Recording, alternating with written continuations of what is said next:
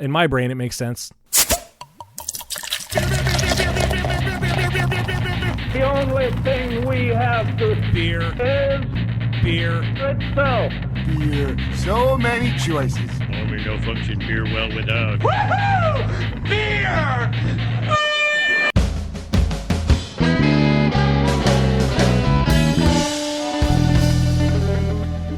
Hello and welcome to another episode of Beer Busters. We're going to bring you the news and reviews, of course, of your favorite brews. My name is Dan Baker. I am joined by my co-host and brewologist, Steph Hefner, and the demented and fermented Wayne Baker, making his triumphant return to the world of the living and the podcasting. It was weird without you last week. Thank you. It's great to be here. Thank you so much for having me. And making it the quickest consecutive three-peat in a row, we have joining us Mr. Kevin Keller. How are you, sir? Grand. How are you? Fantastic. Thank you for making some time to come back online with us. Absolutely. when he told us he'd be the fourth beer buster throughout quarantine, he was not fucking around. No, man. Nothing else to do. I honestly think you've shown the most dedication through the quarantine so far, so thank you. Well, it is also a lot easier when you could do it without leaving your house. Very much so. I mean, I'm in the same chair I've been in most of the day because I work in this chair now. Fuck it, I'm going to sleep in this chair tonight. I'm podcasting in a chair this time. I'm not laying in bed. What? Oh my chairs. God. Man, and you got your purple hair too? Like you're going I all have out. purple eyes shadow on Oh too. shit, you do. Look at that. Purple lights in my bedroom. Woo, purple all out. Mm-hmm. Very nice. It's a I color. ordered a galaxy light from the internet. It still hasn't gotten here yet. Man, That's very sad. You should have told him you needed it in time for the podcast. that's true. That's essential. I did. I is said essential. it was essential. I mean, it's my happiness here. Where'd you order it from? Starrylights.com. That sounds like you're getting ripped off somewhere. Hey, You Dan, know- did we introduce We John and didn't. Brandon We yet? didn't. That's the No. thing. We Okay. didn't. But of course, I want one. oh god damn it! And now Steph found it too. Well, we mentioned it last week on the episode that we were gonna get two of our other favorite guests, and I don't mean to say that in a way that disparages any of the guests that we've had on, but we've had two other guests who have welcomed us to their breweries and boozeries for a very long time and have been very, very gracious to us. So we have joining us from Free Will Brewing, Mr. John Stemler himself. How are you? I'm doing great. And Hey. not to be upstaged, we have currently from Haymaker Meadery, Johndalynn Armstrong. How are you? I am great. How are you? Fantastic. I am so happy to have the both of you on the show. Thank you for making time out of clearly everyone's busy schedule to be on the show. So busy. Can I so point busy. out that 5 of us were late? This is true. We also had 38 minutes of pre-roll. 8 minutes of pre-roll. Some of that was me and Wayne testing some shit. Then Steph jumped on board.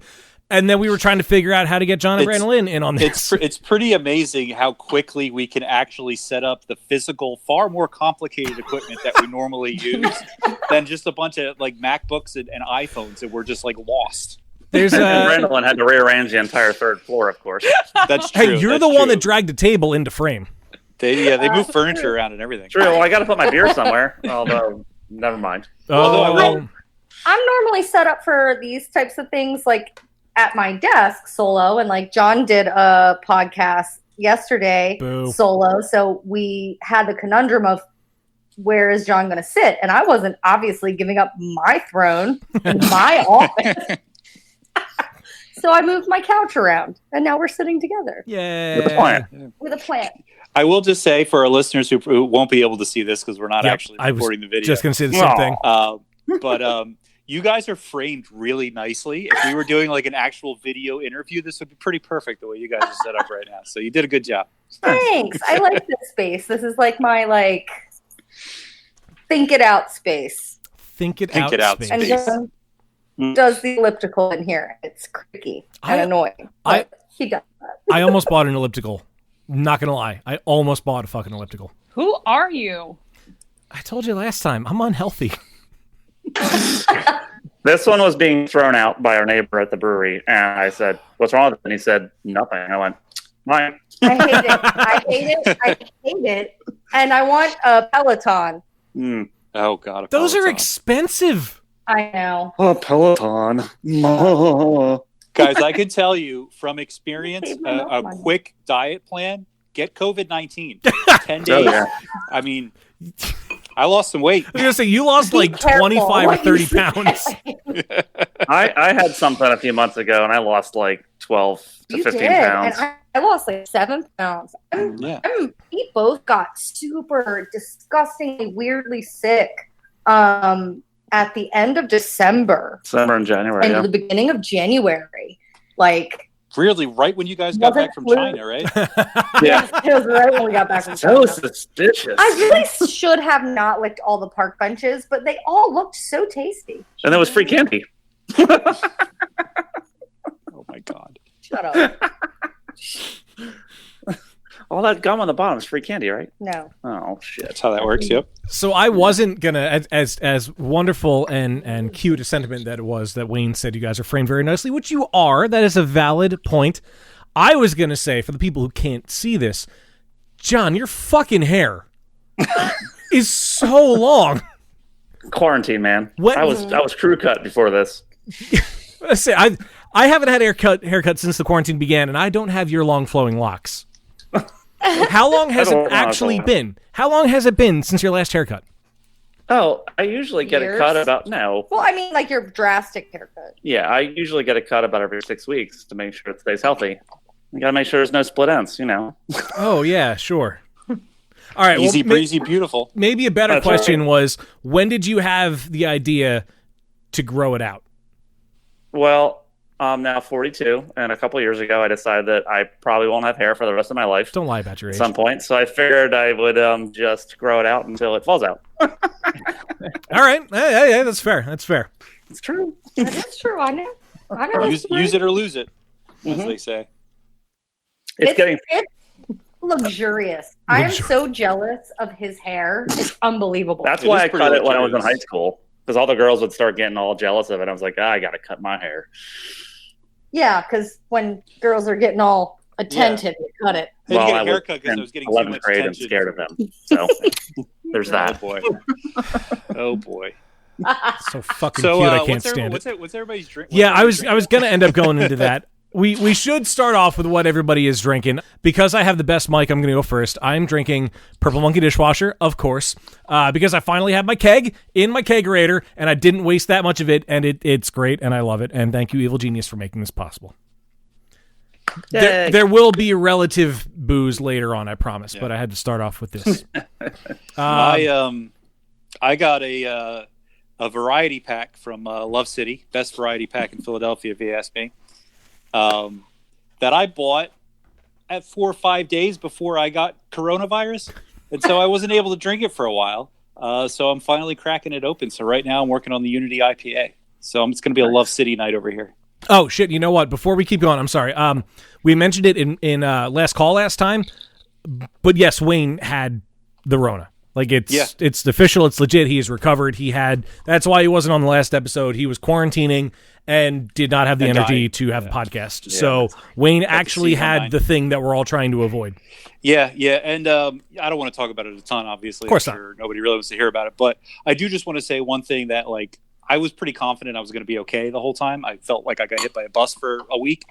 But one thing I did want to make sure, like, once I finally came out of it and was feeling back to normal as I am now, I just wanted to, like, say, hey, it's not the end of the world. Like, obviously, a lot of people are getting real sick. A lot of people are not making it through it. But most people are. So, it's not maybe as scary as sometimes you might think it is. I think most of us are going to be okay.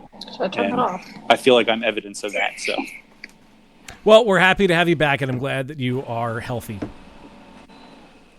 me too. Yes. Yeah. That's great. Steph, what are you drinking? I'm drinking Sun Servants from Free Will. Oh, hey, I heard about that beer. Mm-hmm. That's next. That is nice. And Wow. I'm drinking it out of a bougie glass. Oh, that is Yeah. bougie. Look at Fancy. that. Kevin Keller, what are you imbibing? I'm actually also drinking a Free Will beer. Is that blood and guts? Oh, Yeah. fucking blood and guts. John, did Nice. we That ever was my did we ever first give sour you beer from Free Will? Mm-hmm. Did we ever give you shit over how Blood and Guts is packaged? Have we properly done that on the show with you? I was trying to get It doesn't look like crap anymore. It does look. I mean, anymore, No, I mean but nothing that looked like like crap, crap. yeah. It was the Yeah. fact that it was capped and corked. What's Why? wrong Oh, with you've that? been Why? Stemlered. Why? It's deceiving. Why? It's deceiving when you don't have a corkscrew at hand and you just pop the cap off and you're like, oh, let's drink this delicious beer. And you're like, oh, fuck. Oh, there's a cork. It God makes damn you it, feel any Stemler. better? He's done that too. Yeah, wait. So it's my fault you're unprepared? Yeah. Yes. No, we were prepared because when it happened to Dan and I the first time, we actually didn't have a corkscrew in the house. We looked around and we're like, we don't have a corkscrew. So we just took a screw and some pliers and we got it open. That's what that scar is from. Oh shit. Well, Yeah, I'm not. Yeah, everybody's giving me crap because they were expecting just the cap. it's So when it's, you don't know there's a cork in there, it's like, oh. it's the way to troll people when they're going to start drinking. In a way, I admire and respect the move. I'm not going to lie. Well, it was for the betterment of the beer. Well, yeah, I mean, Yeah. and Yeah, the beer there's is a lot more. The beer is fucking great. I haven't had it in a very long time, but it's one of my favorites. It's We- really We good. have that in the cellar. We do. We cracked a fefew older bottles from my secret stash in the brewery the other day just to make sure they were still good because, we were putting 5-year date codes on them, my 3-year-old brewery. So there's it actually turned out that they were awesome. Sour Cherry that. Power Rock is drinking real good right You now. have bottles of that? Uh-huh. Mama wants. It was a little sharp for me before, but it's actually quite lovely now. The almond and oaks coming through. Well, John, what are you drinking? Not Blood and I'm Guts. drinking a Bianco from Levante. It's their Belgian white. Ooh. Nice. Haven't had a Belgian white in a while from not Allagash. So I mean, it's arguable that they have the most readily available white, to say the least. And Agreed. it's good. It's definitely good. I've only ever had it once where I didn't like it, and I'm pretty sure it was the bar I was at didn't clean their lines before they put that on. Probably. Because it was a broy Center City bar, and I won't name them, but the iPad fell. Whoa.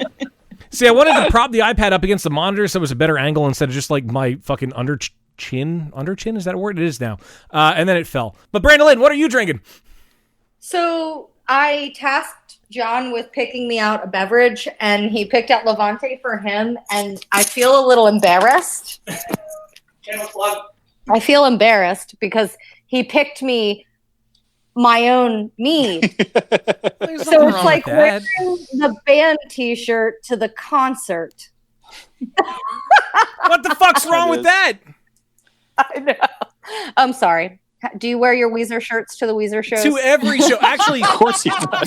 there's a shirt that I wear that is a parody of the Blue Album that's got 4 cartoon characters on it, and I love that shirt so much, but I wear that to most Weezer shows now. But you're goddamn right, I wore my Thrice shirt to see Thrice, I wear a Living End shirt to see Living End, I will now wear my ELO shirt to see ELO next time. Fucking right, I'm gonna do it. I feel your power. Do you I make feel fun of like- people that wear Phillies t-shirts when they go to Phillies games? Here's the difference, though. Whoa, wait a minute. You wear a Weezer shirt to go see Weezer, that's fine. If you're in the band and wearing the shirt, Okay, that's that's a little weird. right. And that's kind That's of the what I'm situation doing. Brandolyn's right now. Right. All right, She's good in point, the good point. band and wearing I am in the band wearing my own t-shirt right now. Which is okay, because I actually started drinking this when I decided what I wanted for my shower beverage. I picked one of these, so. She'll also say it's a refreshing and delicious T-shirt. So Yes, it's a refreshing and delicious t-shirt. Although this is different than what I had in the shower. This one's the all-day rosé. well, it was So- either that or the Coquito from Cape May.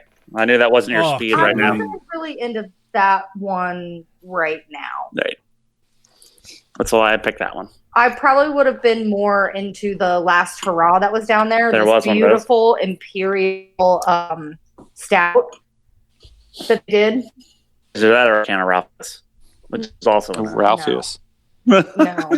Just fucking dropping these beer names here. No. I'm just drinking mead. It's all day rosé. It's very good. I like that one. It's light.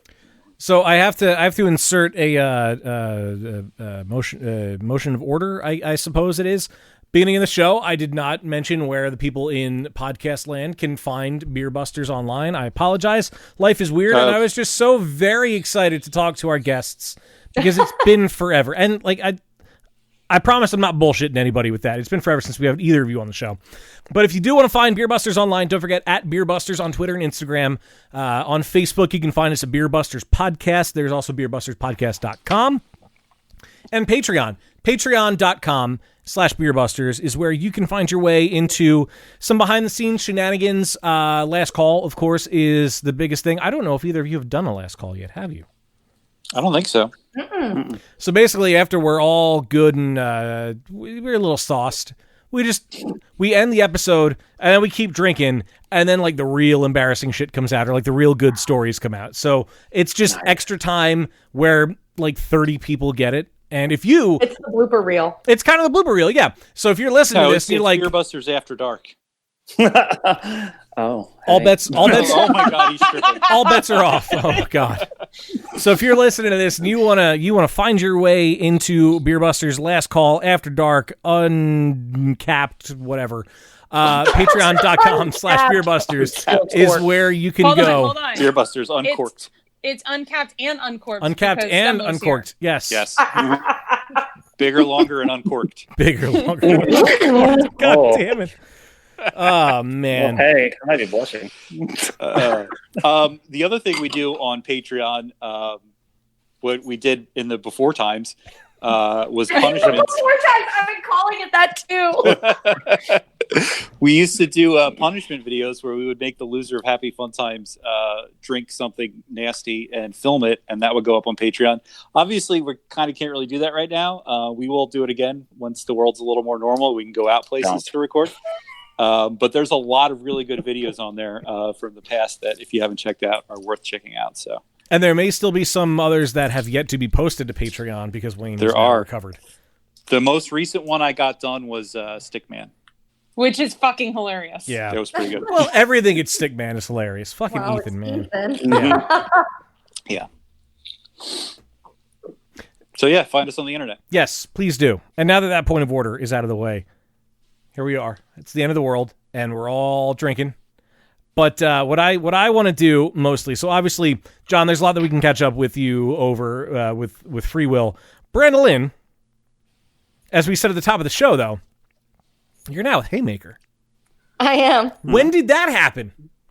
That happened in December. So in December, I sold my interest in 0 Day Brewing, which was the brewery that you came to know me with and that I started. I actually sold my interest to my partners because it was time for it was a really awesome project, and I love the team and they're doing successfully, but it was a chapter of my life, and now I turn the page. So, I really took a few minutes to think about what I wanted to do, and consulting was something that, really called to me, because going through opening a business and running a business, obviously there are a lot of wins, but there's also a lot of fails, and you learn from that. And I felt that, going through that process of starting a brewery and managing a successful brewery, a growing brewery,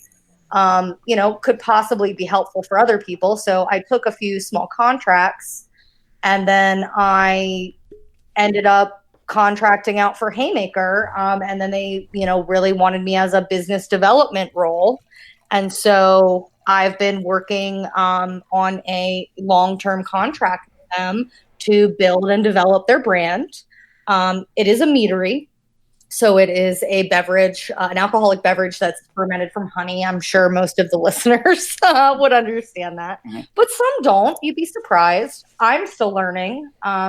But yeah, so it's still in the fermented beverage category. I get to do all the things that I really love and excel at, and work with a team that is teaching me so much. That's like really fun to work with. So yeah, since December, I've gone on the mead train, and it's amazing how similar it actually is to the brewing industry. It's all fermented beverage, but it's been pretty cool. Yeah, that's awesome.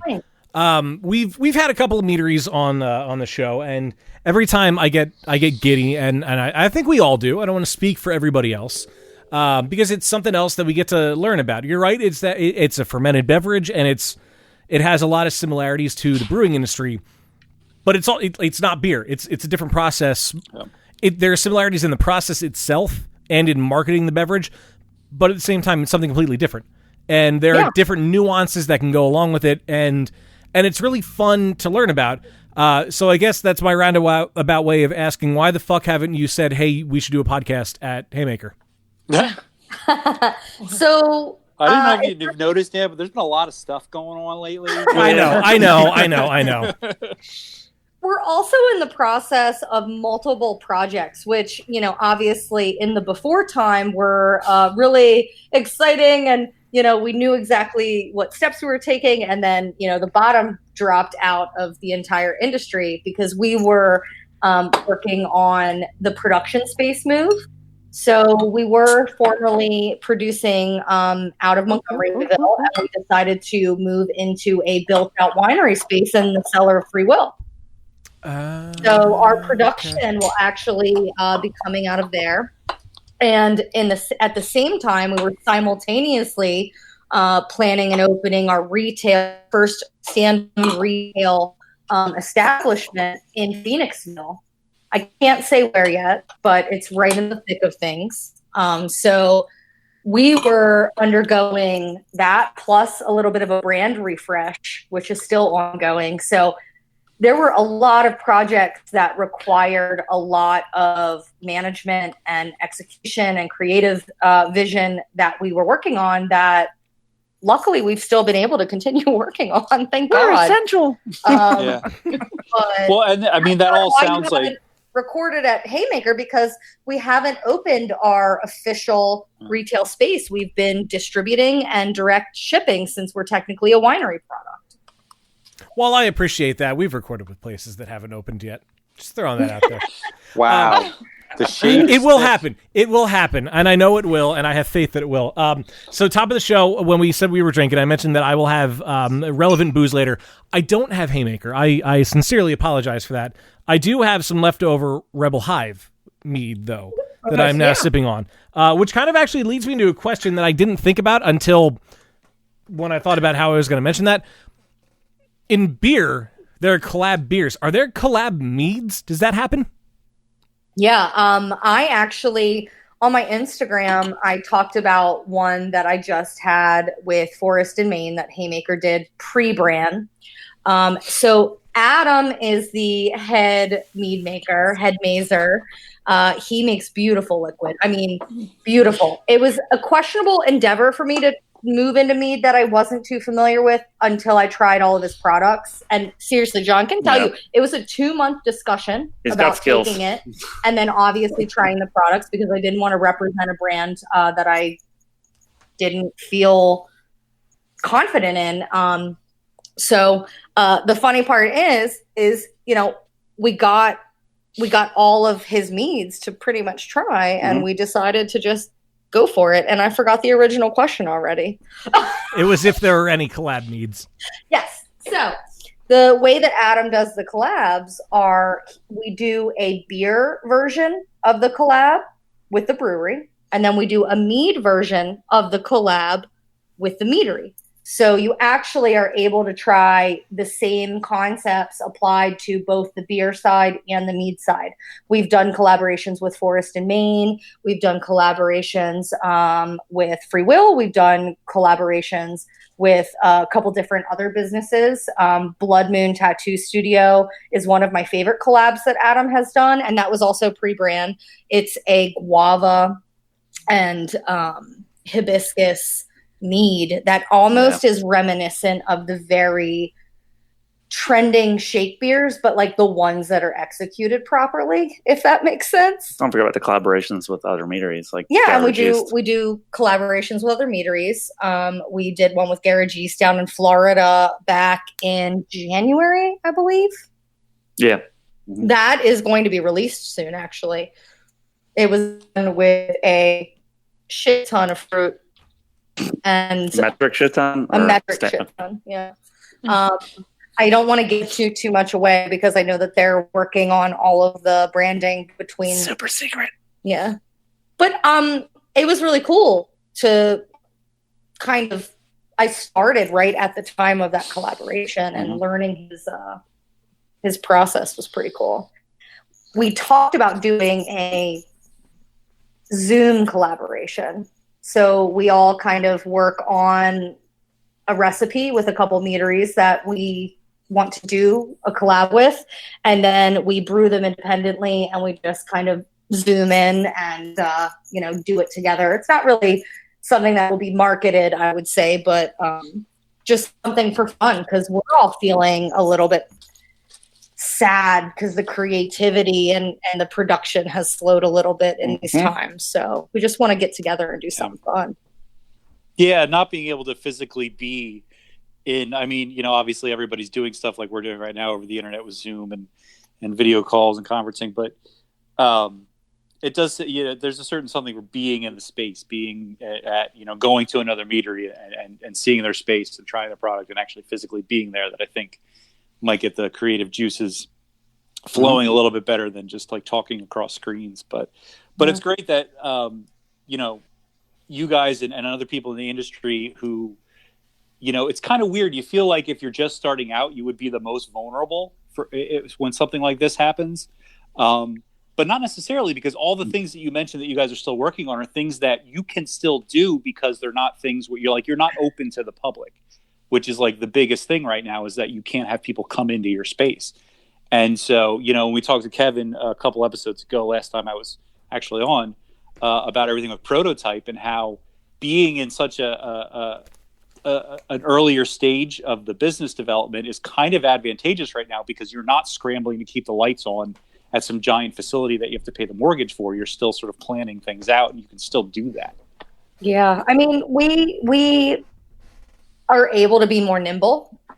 We definitely don't have the overhead and the sheer amount of people that we are responsible for making sure that they're taken care of too, However, that being said, with our production move and how closely we're working with Free Will, we did feel, some of those tremors, because our partner in this is a brewery that does have a lot of overhead, that does have 50 plus employees, is going through some situation that we're all facing of uncertainty and what's going to happen tomorrow. So we were able to be nimble in certain ways, but our surety is very much intertwined with one of the largest, small craft brewers in the state. So we definitely felt some tension because we all didn't know.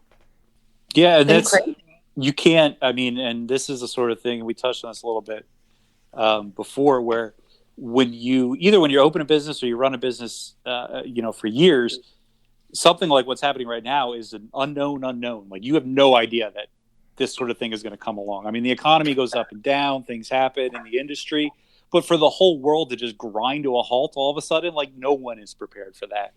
And, you talk about being nimble. I think, while small businesses are more financially vulnerable because they don't have huge piles of assets to ride out for a long time, I feel like the flip side of that is a small brewery like Free Will that's been established and has a very large customer base, but it's still small enough that I feel like you guys can sort of pivot and be a little more reactive than maybe a larger company can. How do you feel you guys have fared over at Free Will through all of this? Pretty good. Most of us are laid off or partially laid off, but most of our retail staff are working for us for supplementary income. Most of them had full-time jobs. So that was good. Still unfortunate, but the position of our employees was pretty decent as far as retail staff. They were mostly not relying 100% on Free Will for their providing themselves with all the income they needed.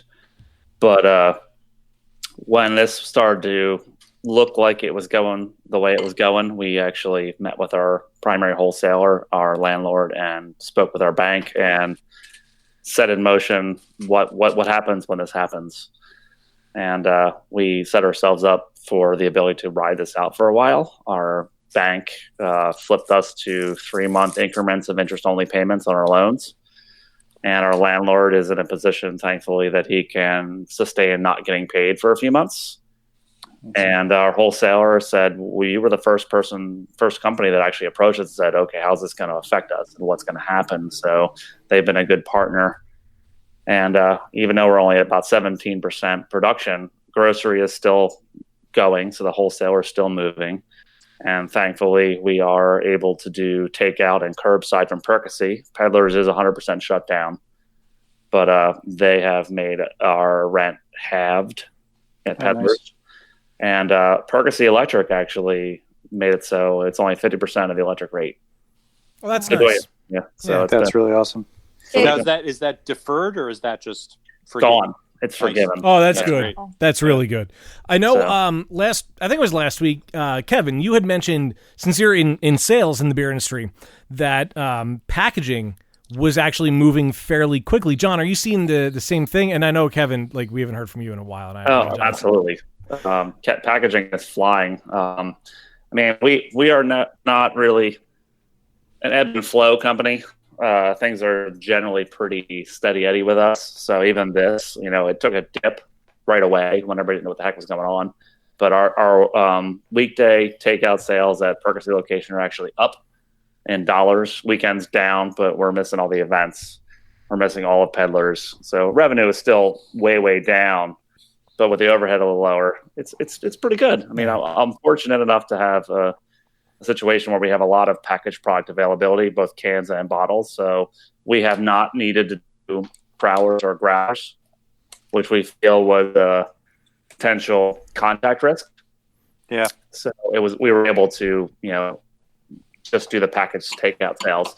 And, keg sales are definitely up from the retail end, but, all that keg product, of course, is sitting in a walk-in, which is unfortunate. Of course, yeah. And we've heard of a few breweries in a different situation. But, you're finding creative ways to do things with it, like sending it to a distiller to pull the alcohol out of it and make it into hand sanitizer, which is desperately short supply right now. Yeah, right. So there's definitely positives you can spin out of any crappy situation if you just look hard enough. Yeah. I have two, possibly three questions. One is COB, is that a year-round beer? It is not. Two, is it on right now? Is it a beer that is in production currently or available currently? The variants are available in cans. Three, can you send your old buddy Dan some? Can I buy some for shipping? Send me your address. I can take care of you. I mean, if it's a legit thing that you can do, cool. Obviously, like charge me for them. Put me through your POS system or whatever. But that's one of my favorite beers on this fucking planet. More. Seriously, double to 300%. Wait, what? Never mind. I spent like 4 months of alcohol budget in the past day and a half. Yeah. Are you guys drinking more? Yeah, is everybody drinking more? I mean, our liquor supply has blown up because of my relationships with a couple of distillers. Oh my we have God. So much liquor in his house. I told him, he went to pick another bottle out of a box, and I said, "No more brown liquor, John." What? No, all the brown liquor, all of the brown liquor on shelves in the bedroom. I will say this though. My favorite thing that he's brought home has been the White Russian pre-mixed cocktail from Boardroom Spirits, where all you have to add is your half and half or whatever, milk or cream. We totally ripped through that bottle and watched The Big Lebowski the other night. Yeah, Dan, that's right up your alley. So those White Russians really tied my room together. White Russian's my favorite drink, my favorite mixed drink, without any fucking doubt on this planet, and it's because of that movie. Yep. I will send you a bottle of the pre-mixed Boardroom White Russian, too. Boardroom White Russian. I'm going to write that down. Yeah, it's called the Nutty Russian. It's good. It is good. But seriously, I got this really cool single hive honey whiskey from New Liberty. Yep. Oh. The Kinsey with honey. Yep. I almost ordered from them today. I had their whiskey at Reading Terminal Market. There's this little like collective of local distilleries that will pour their stuff there, and they're one of them, and they're so fucking good. Manitani's there, and I wish I could remember the other ones. I was really close to ordering that until I figured, let me check the Stolen Wolf page, and you know what? Stolen Wolf delivers to Philly now. Oh, really? So I'm getting a bottle of their rye delivered, and it's over $50, so it is free shipping. It's going to show up at some point next week. I'm going to be the happiest kid in the world. I've actually never had anything. The happiest 32-year-old kid in the world. Yeah. No, they're really good. Yeah. The New Liberties, the Fortunata's Fate, which is a sherry cask finished whiskey, is actually quite delicious. That sounds awesome. It's $90 a bottle, but it's worth every penny. Pretty awesome that we have so many great craft distillers in Pennsylvania. Yeah. The state stores are shut down. And just think, a couple of years ago, that wasn't even a possibility. Yeah. It was 15 about 4 years ago. Now there's like 50.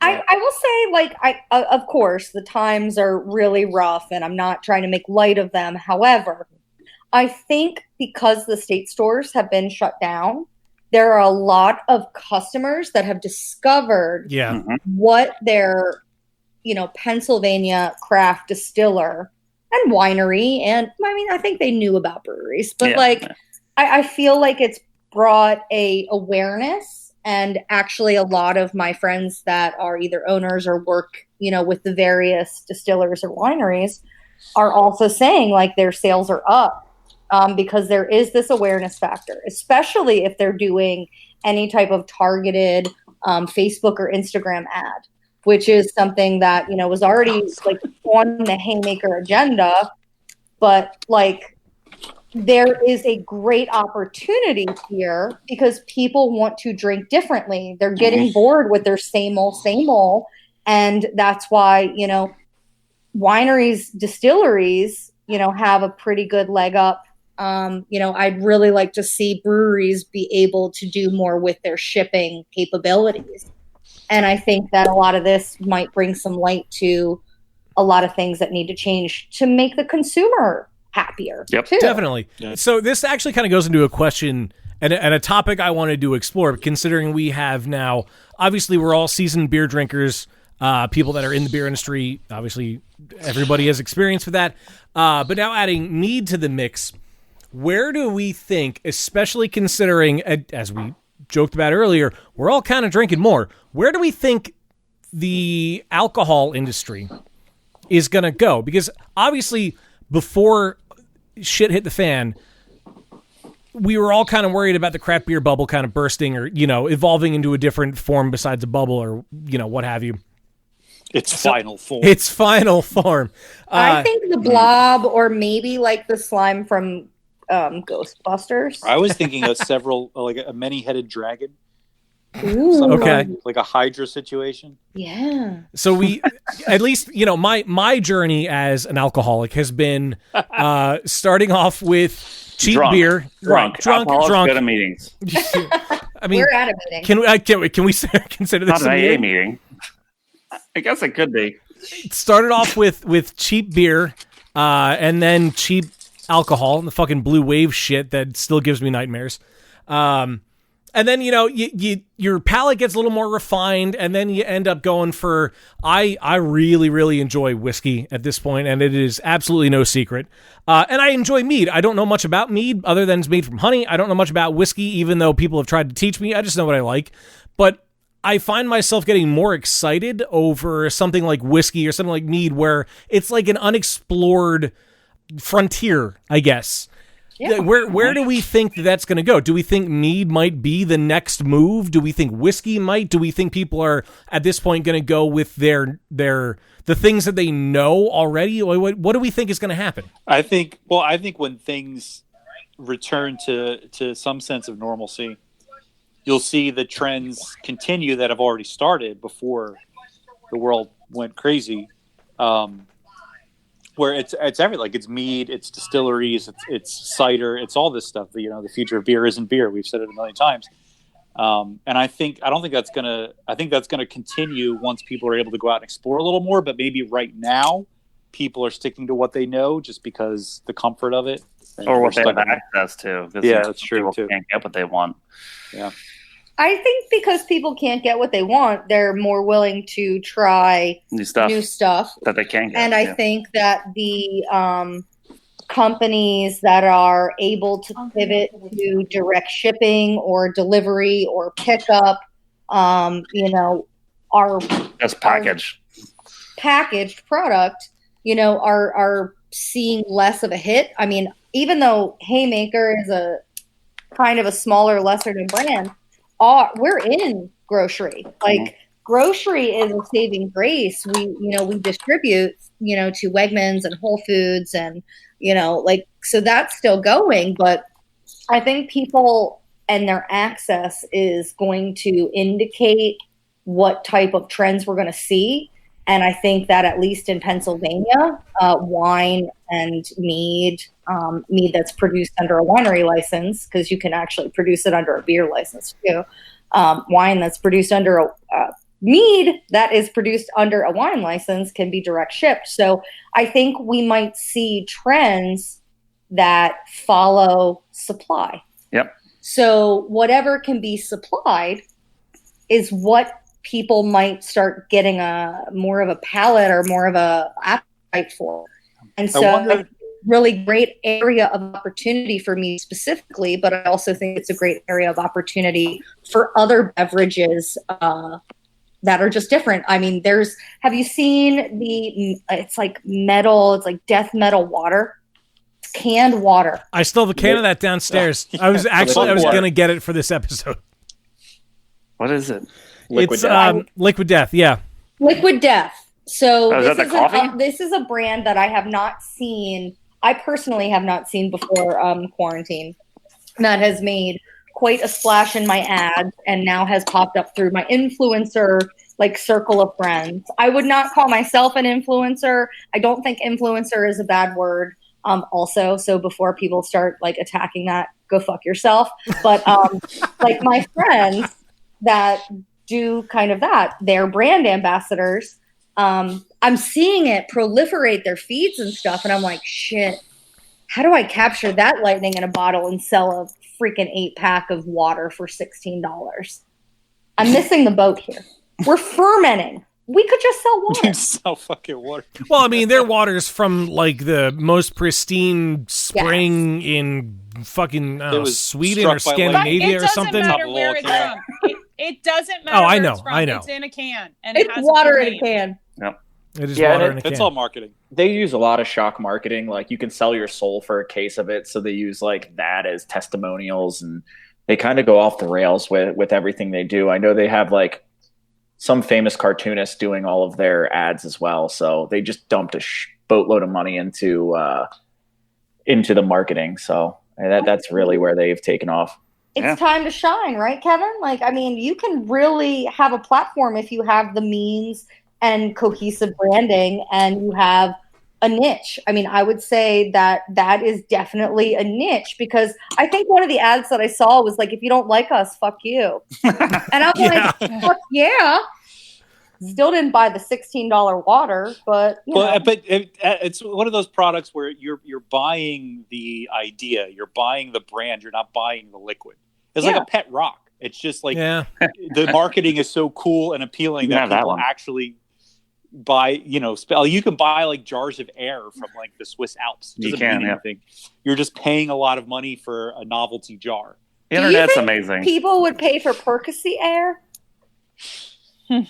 They might pay for air Free Will Brewery air. I mean, you might actually be able to cultivate some yeast out of that. They might pay for pieces of John's hair. That's true. Oh, definitely. I would. But that actually has intrinsic value. We can make it into wands. I remember when I was in college and I first saw eBay, and my roommate said, "You can buy 24 individually wrapped pieces of shit on eBay." I went, what? Sure. You know who one of the founders of eBay was? Elon Musk. Oh, yeah. Elon Musk, and then PayPal, and then fucking Tesla and all the other shit. All the other shit. Now he's sending private rocket company. Yeah. But, I mean, that's where the money's at. Dude knows what he's doing. I mean, I'm convinced he's either going to save the world or he's a Bond villain. I don't know which. Couldn't he be both? Yes. So he Good could point. save the world, so he's in charge of it. I'm now drinking this. Oh, that's my favorite of the flower series. I can't see what it is. I'm sorry. What is It's so it? good. It's the barrel-aged flowers chamomile. Ooh. It's so good. I love Oh. this series of beers so much. Shit. And the price point that you can get these bottles is unreal. We do love those beers. What do we have Sumac coming out this year. Ooh. What else are we talking about doing? We're doing lilac. Sumac. Isn't sumac poisonous? Not that kind. Yeah, we want this year. It's going to come out. It's very fruit roll up kind of fruit character, so like mixed berry. But we want to make it again next year, or this year, I should say, for next year, and actually package it younger. It was like watermelon early in the barrel and had this just bright red, just beautiful color. So it's changed and evolved in the barrel. But yeah, things are a little bit weird with packaging of the barrel stuff downstairs because of all this. But we'll get back to it soon enough. Other updates, we have pivoted our business and looked into direct shipping, and from about a week from today, we should probably be able to ship to the entire state of Pennsylvania.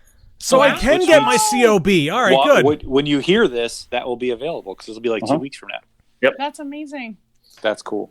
Yeah, that's taking some time, and we really wanted to do this all along, but time is precious, and we launched the online store in relation to this. People could order ahead of time, so why not look into shipping and delivery? That a lot of breweries are doing that. We didn't want to do it because of the risk of contact.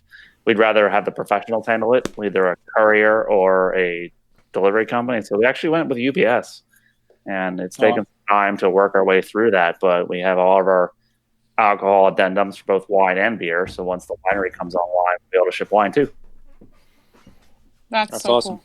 I wonder if people are going to get used to this idea of so much more alcohol being available for delivery. That wasn't. I mean, you could always order stuff, and Levante did a lot with their was it Mercury or whatever? Yep. Yeah, they're delivering stuff. But I wonder if even after this is over and people can go back out to breweries and hang out and drink it, I'm sure they will, and I'm sure people are still they're going to go out and drink a lot when this is over, just as much as they're drinking at home now. But I wonder if that sort of convenience, will people still want that? Will there still be value in that, or is that just sort of doing it because we have to now? But I mean, do you think a lot of places are going to try and keep up with it? I'm definitely not going to stop. I mean, we've wanted to do it for a while, for at least the sours, just to get the bottles out there. And why limit yourself? I mean, it's more internal labor, but it's just shipping and packaging and making sure you take care of the product ready to be. And UPS has climate control warehouses, so why not use them? And they're professionals; they know what they're doing. They hit every zip code in the state. Yeah, depletions are depletions.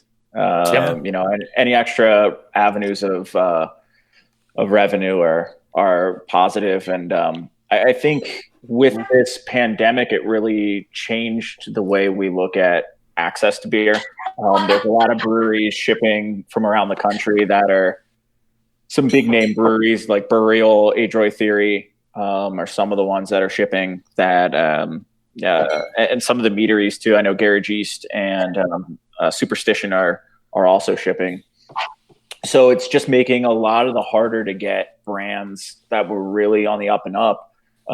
They're way more accessible now, and I don't think people are going to give that up. Why would you? Exactly. People are always going to come to your place and to just have the socialization experience and seeing the place where it's made. And so I know me as a consumer, I really enjoy that. I'm able. It's an exploding bottle going on. Good reaction time. my Good reaction God. time. That was perfect. pour it in the glass. I really Put it in wish your we could mouth. screen record this. Motherfucking mouth. As a beer consumer, I really enjoy being able to get some really great local beer delivered to me. I Damn do, right. like you said, John, I enjoy going to a brewery for the socialization. I like seeing what's there, exploring the menu, things I may not be able to get in a can delivered to my house or whatever. But I really enjoy the laziness of saying, yep, I would like a 4-pack of something delivered to me, a 6-still delivered to me, whatever it may be. I really enjoy the convenience of that.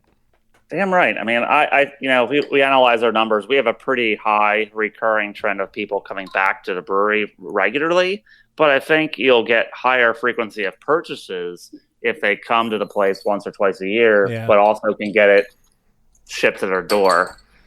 I mean, we have it in distributors and things like that, but not everything. And I'd like to make available more things online.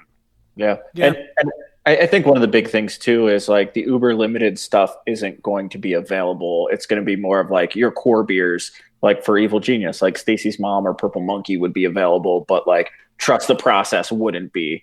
So there's still a reason to go out to the breweries to get some packaged beer, growlers or draft or whatever. Plus, you're also buying into the experience too, kind of like what John said. So, I think it will be, like I said, an extra avenue, but it's not going to be all the beers aren't going to be available for delivery. It's going to be, select fews that are stable to be able to be shipped out.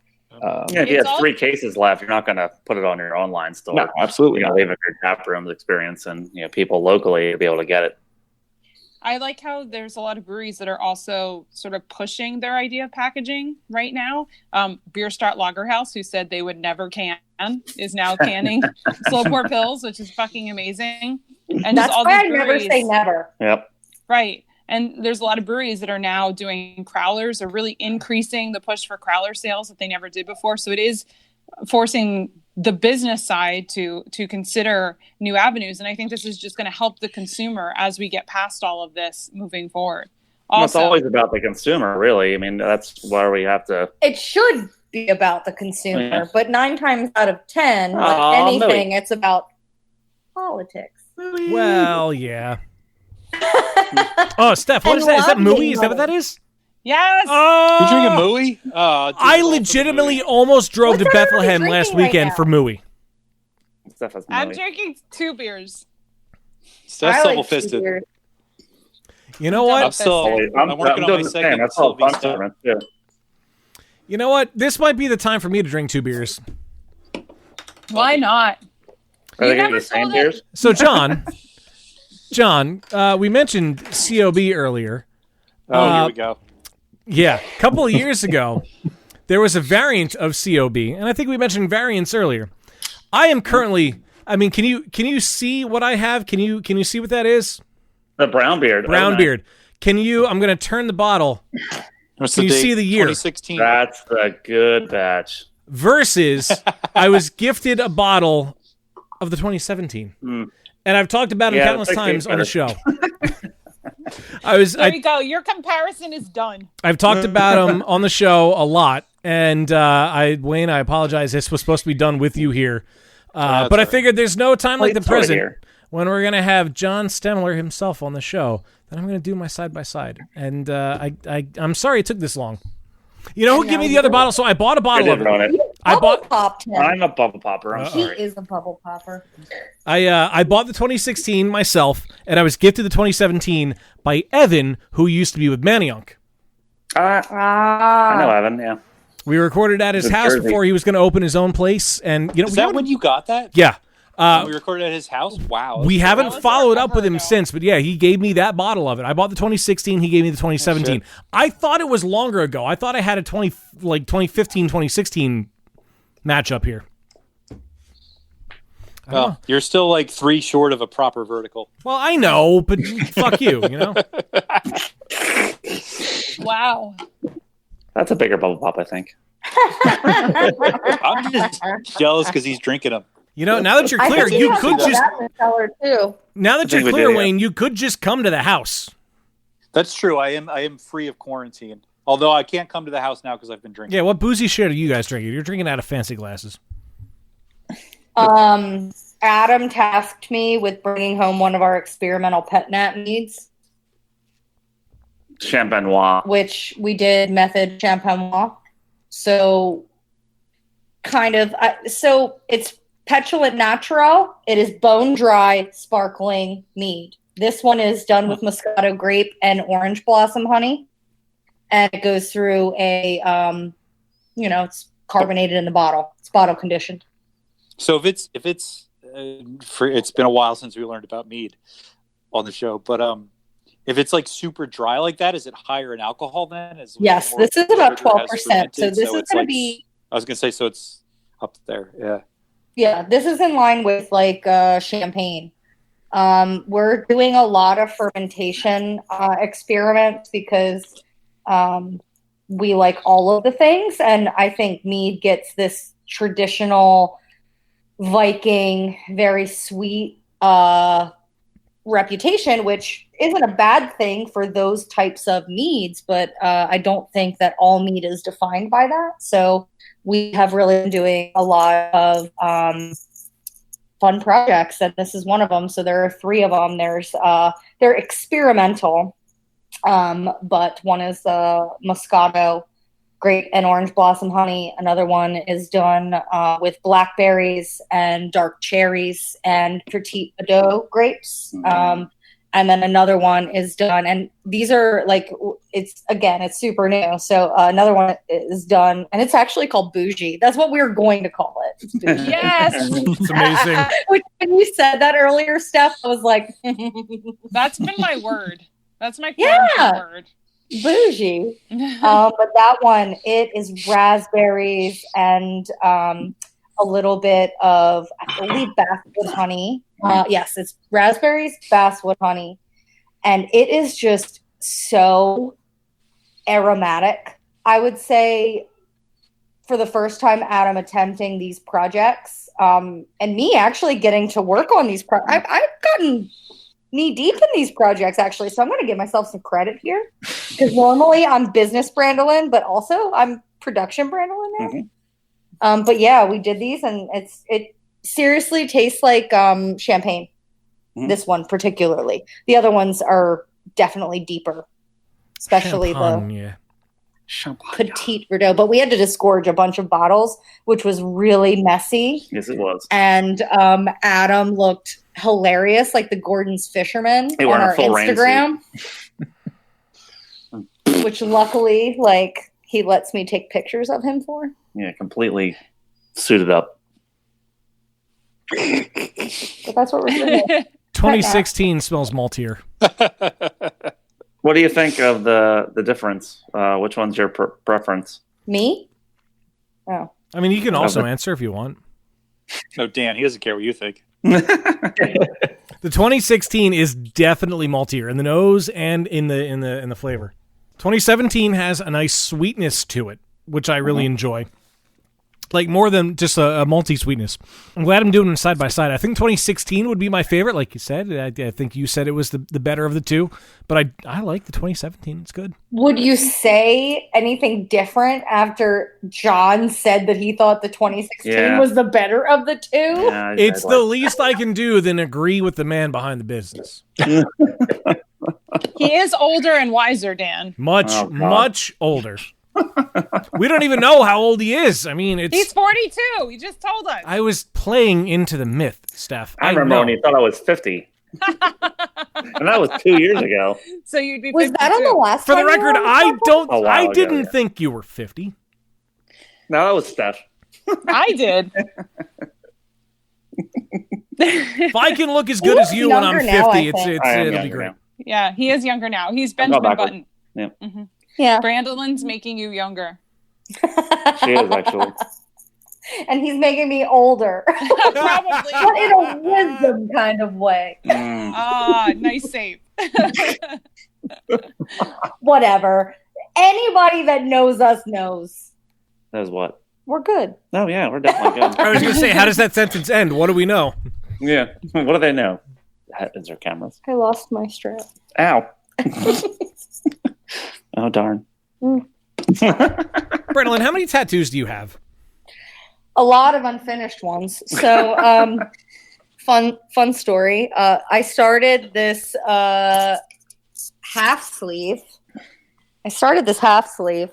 back in like 2011 or something like that, 2012. So I have an ex-husband, and his best friend was my tattoo artist. So I'm actively seeking people that are willing to do touch on other people's work, or also cover-ups. So fair enough. Before the world went to shit, I was in the process of scheduling a tattoo, and I'm bummed I couldn't actually get it. Do you have any tattoos, Dan? I have two. I have one. It's an old-timey microphone I got when I worked at a radio station, and go fucking figure, I have a Weezer tattoo. I appreciate that. Dedication. Yeah. I'm proud of it. I like it. But I was going to get... Where is the Weezer tattoo? Right underneath the microphone. They're both on on my right calf on the outside. I was thinking maybe like a hip tattoo. For me or for you? For you. Like that's where your Weezer tattoo was? No. You should get the Weezer W like a tramp stamp. Oh, hey, we don't say that anymore. Actually, we can. I am pro tramp and pro stamp. Pro tramp I have and a pro tramp stamp. It's just my back surgery scar. Oh, shit. For what it's worth, in like 5 years, I'm sure I'm going to have that too. I hope not. That sucks. My back's been hurting for the past week, and like I feel like this is the one. This is the one that finally gets them to cut me open. Jeez. Yeah, right? I say if you're having troubles, go and make sure that like surgery won't get you back on track, because I spent 3 years of my life in like the worst imaginable pain, and honestly, I was younger, so I didn't always take care of myself the appropriate way, but like it really got to a point where it was so debilitating that it affected my work, it affected everything. And I think that that's actually what ultimately led me to make the decision to kind of exit the entrepreneurial life, because after not being able to move or bend over or take care of myself for months, I think, what did you take care of me for, like 4 months? Yeah, about that. Damn. Where I couldn't really take care of myself at all, and I kept that very private because I had gained a lot of weight. I couldn't really function. I kind of went dark on a lot of social media, aside from just keeping up, but it was a really, really horrible time. And I just encourage you that if you're really having like weird chronic back pain, go to a specialist. Go to a doctor. And if the doctor isn't giving you the answers that you need, or sending you to get an MRI, because I went through like almost a year of not being able to go get an MRI because of insurance bullshit. Don't let them tell you to do physical therapy without an MRI first. Oh yeah. Take care of yourself. I've had I don't two. want you to get worse. I've had 2 MRIs on my back, and I did physical therapy before the first one. And then after a little bit, they were like, yeah, you should probably get an MRI. I'm like, you're fucking right, I should. So I went and I did it. Yeah. And then I got mixed results off of it. My doctor told me 2 different results from the same scan. Really? And then I went and had another one about a year and a half ago at this point. Yeah. And I did the physical therapy, and afterwards, I had the same physical therapist throughout. And after the last scan, he goes, well, now I know what I'm working with. I'm like, why didn't you know this in the first? Like, I like you. You're a good dude. We have a lot in common, and you're fun to talk to, and I'm glad that you, a knowledgeable practitioner, are working on my back. But why didn't you know this in the first place? Did they just tell you the wrong thing like they told me?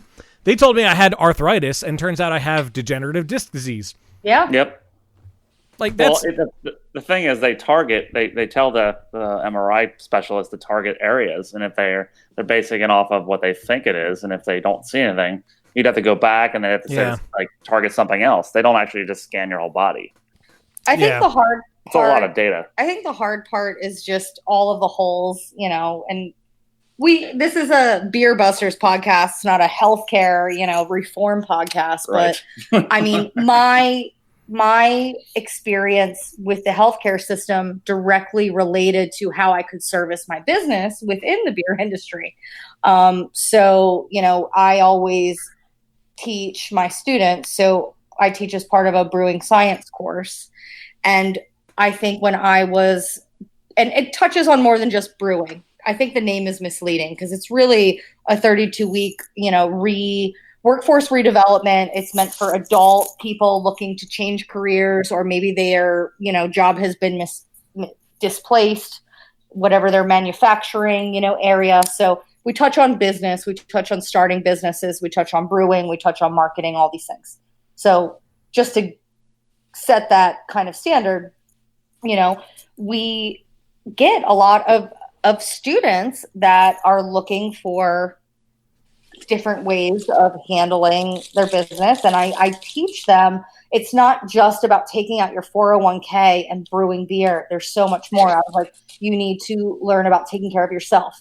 You need to learn about managing your mental health and your stability, because there are so many pressures that actually are faced that you don't prepare for, because you can prepare for what type of tanks and how much grain and how many employees you need and what your payroll is going to be. You can prepare for those things.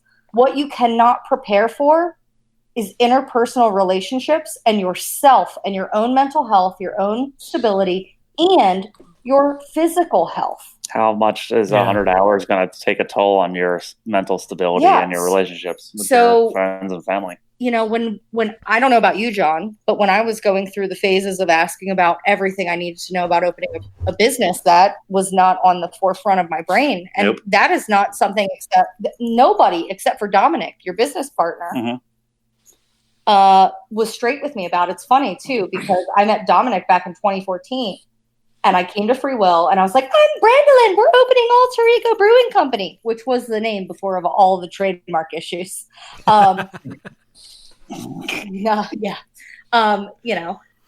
he looks at me and he's like, he's in year 2 of brewery. Year 2 of brewery is hard.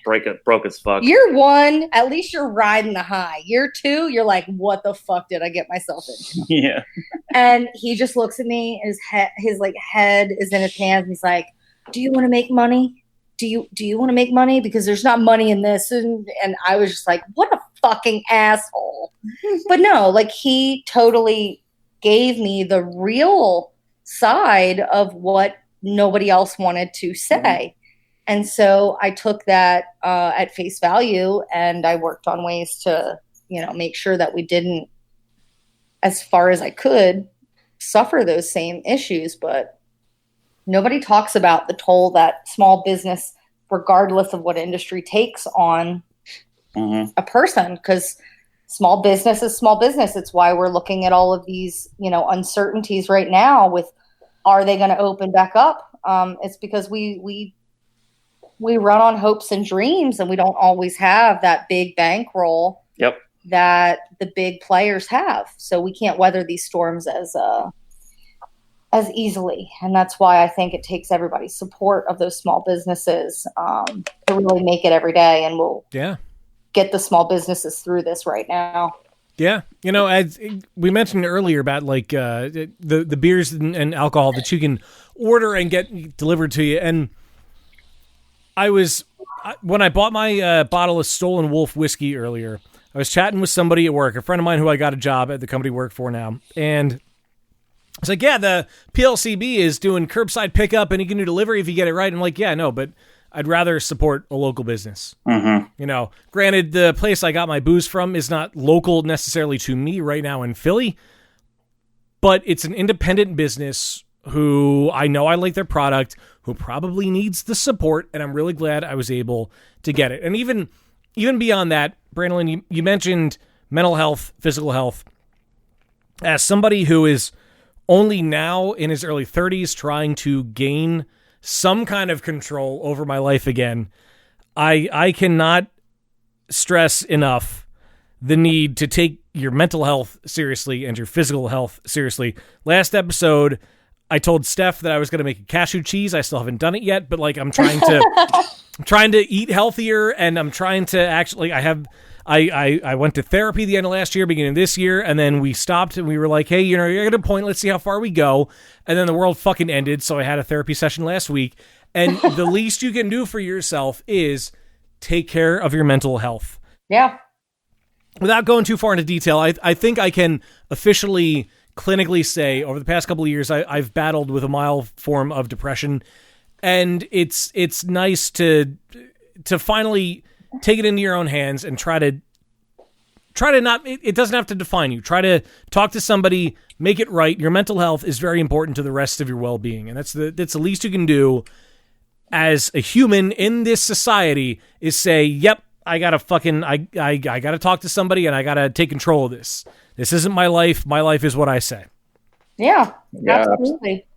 Yeah, for sure. I mean, there's been such a negative stigma behind mental health because it's always like, oh, I only go see a therapist when things are going bad. But no, it's a third party that is unbiased that will just listen to you and give you advice, and you can just have a sounding board, and it's there's no negative there should be no negative connotations behind it. And, mental health, physical health, it's all important. Take care of yourself first and foremost. I mean, yep, definitely.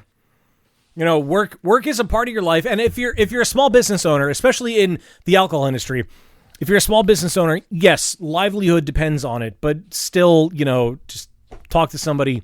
Things are they're gonna be okay. They have to be okay, so things will be okay.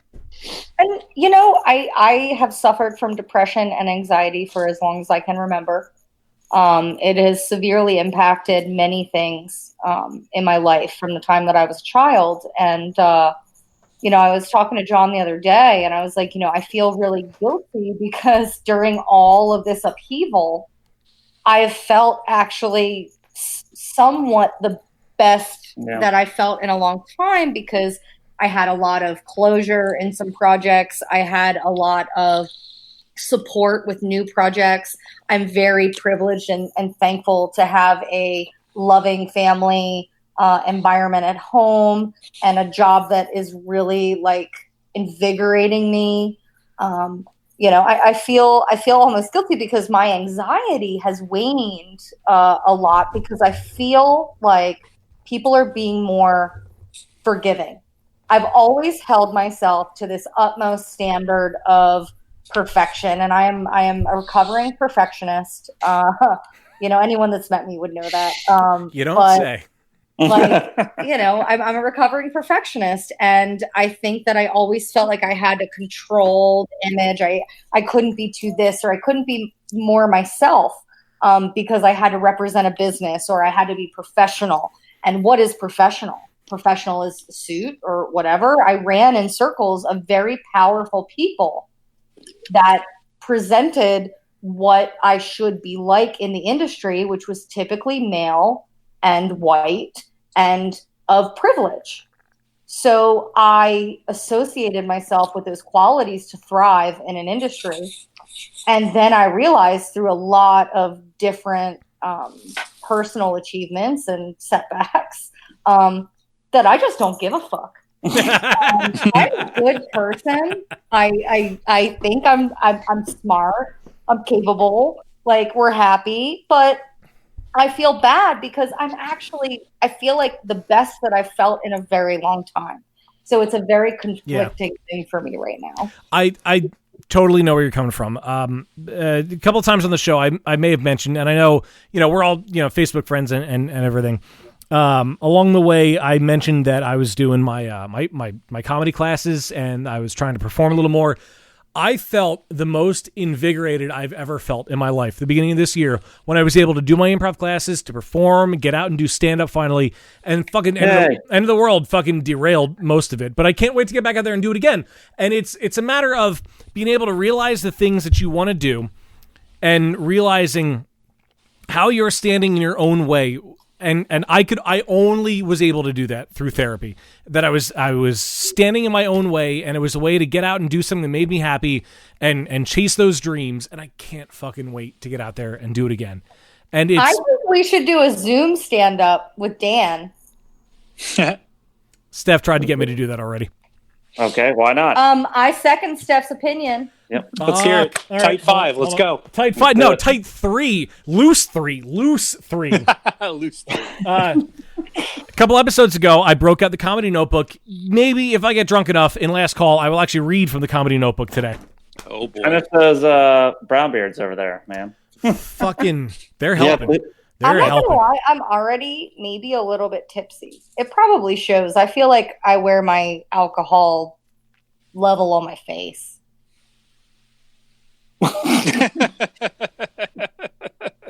Julie is sloppy. Yeah. I'm not boy. doing it. I'm definitely at least a little tipsy over here. I don't know about y'all, but I miss Steph. Where's Steph? Steph is right there. What's going on with Steph? Yeah, Steph. What's going on with Steph? Steph. I'm drinking Mooey. Such a good fucking That's all you beer. need.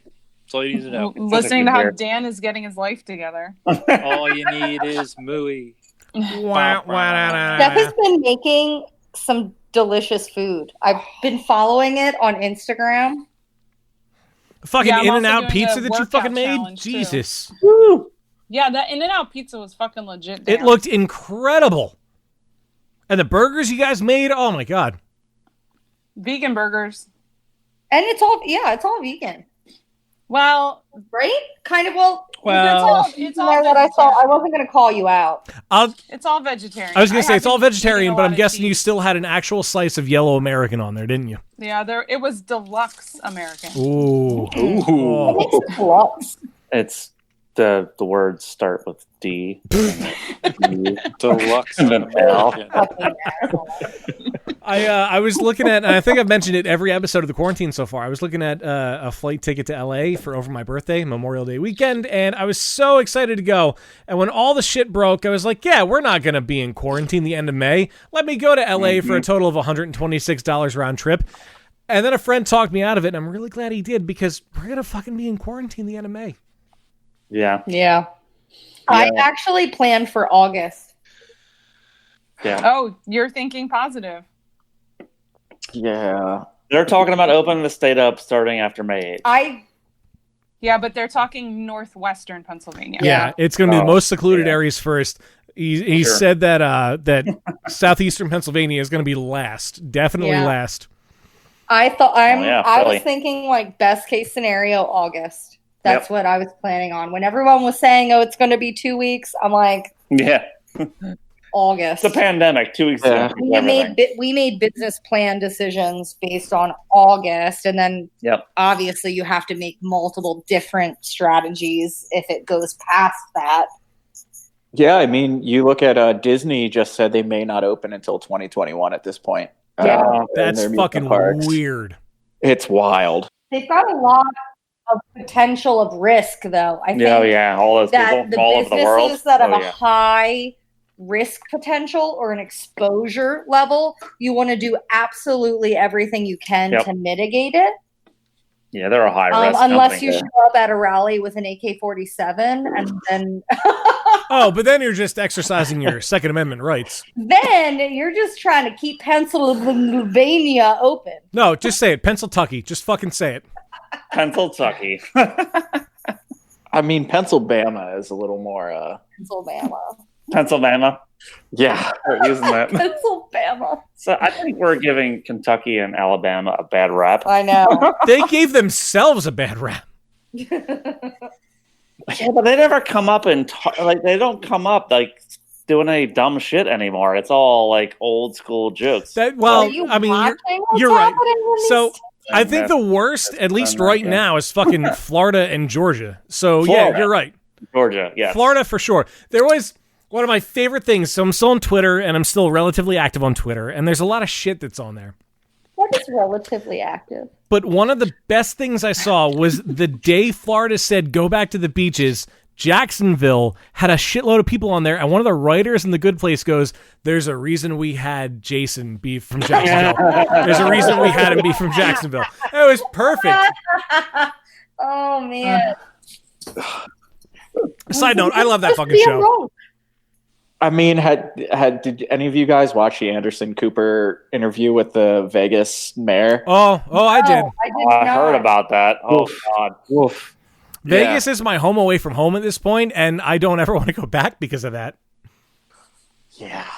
We're gonna figure out who's doing a good job by the security measures and the safety measures that they take. Oh, good. Nice. I don't know, and I feel bad, and maybe Great. this is also privilege. But I am tired of talking about it. No, that's a fair point.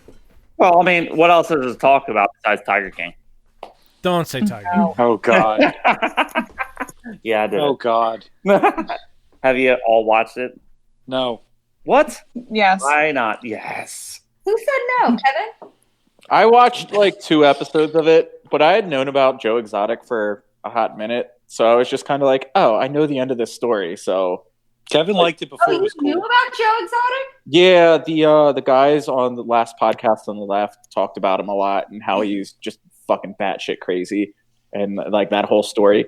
And not only that, but he garnered like 20% of the vote for governor in Oklahoma. But I want to run for local office in Silverdale, Pennsylvania. Sorry. So we were talking about a lot of heavy things, yes, Brandon, like you had said. So why don't we try to lighten the mood a little bit? Wayne, what do we have in store? As I'm going to hear the game show music, and nobody else will until they listen to the episode. There's no music. This is so weird. There's music for me. Fucking do it. Cheers, Internet.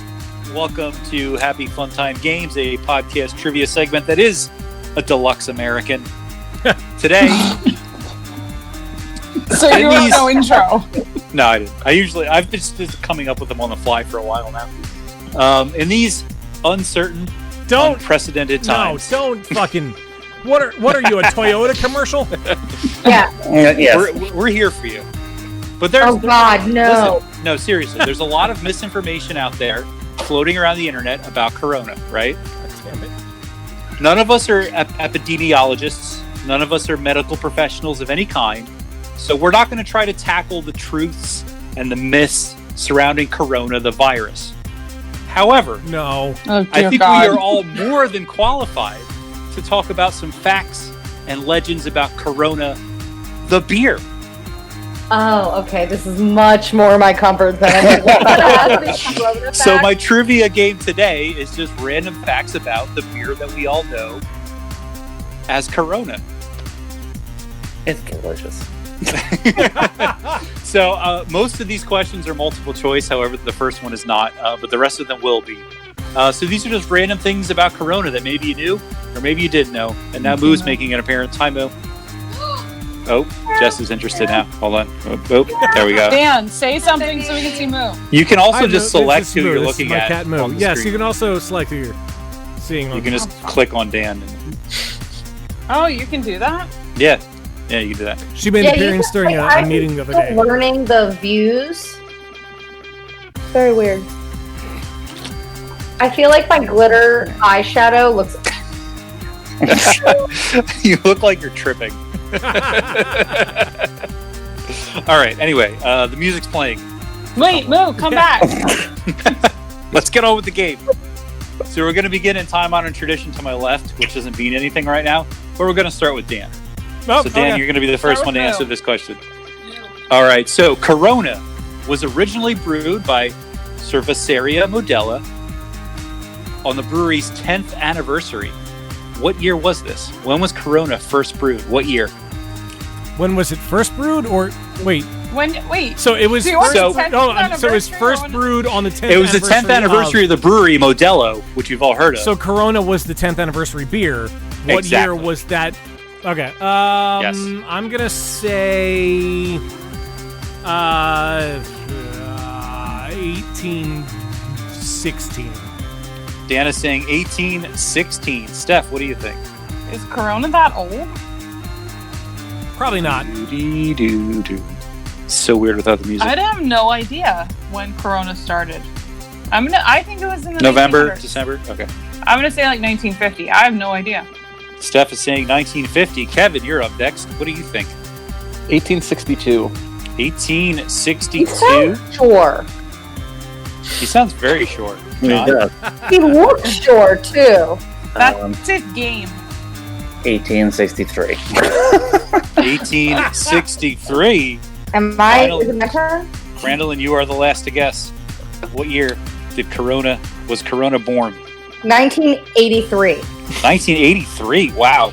I think the closest is Steph, Oh. because the year was 1925. Damn. All right. Yeah, 1925 was when Corona was first brewed.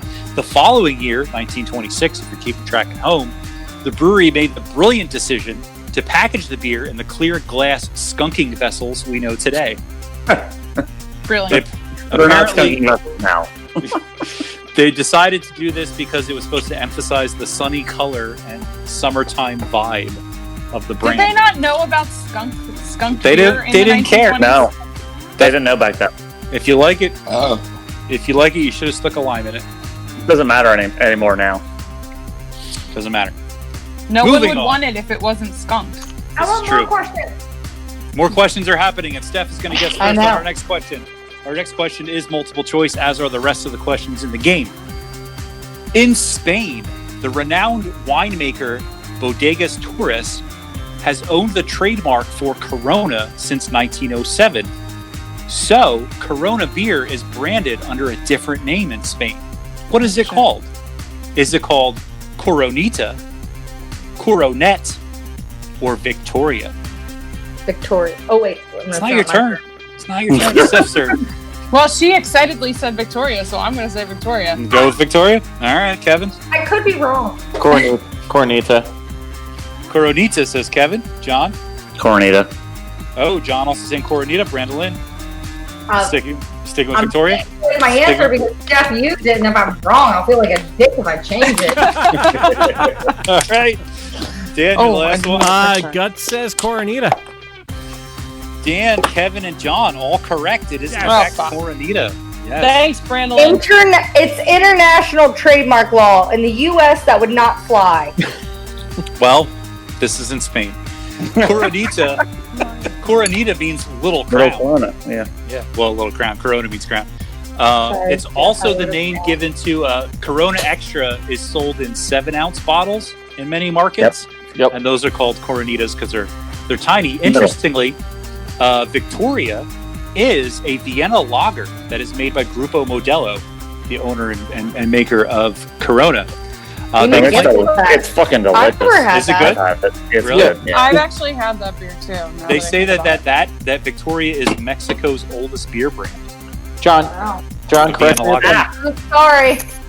Oh, Kevin has a question. Stemler, you might know this. He's John- putting his.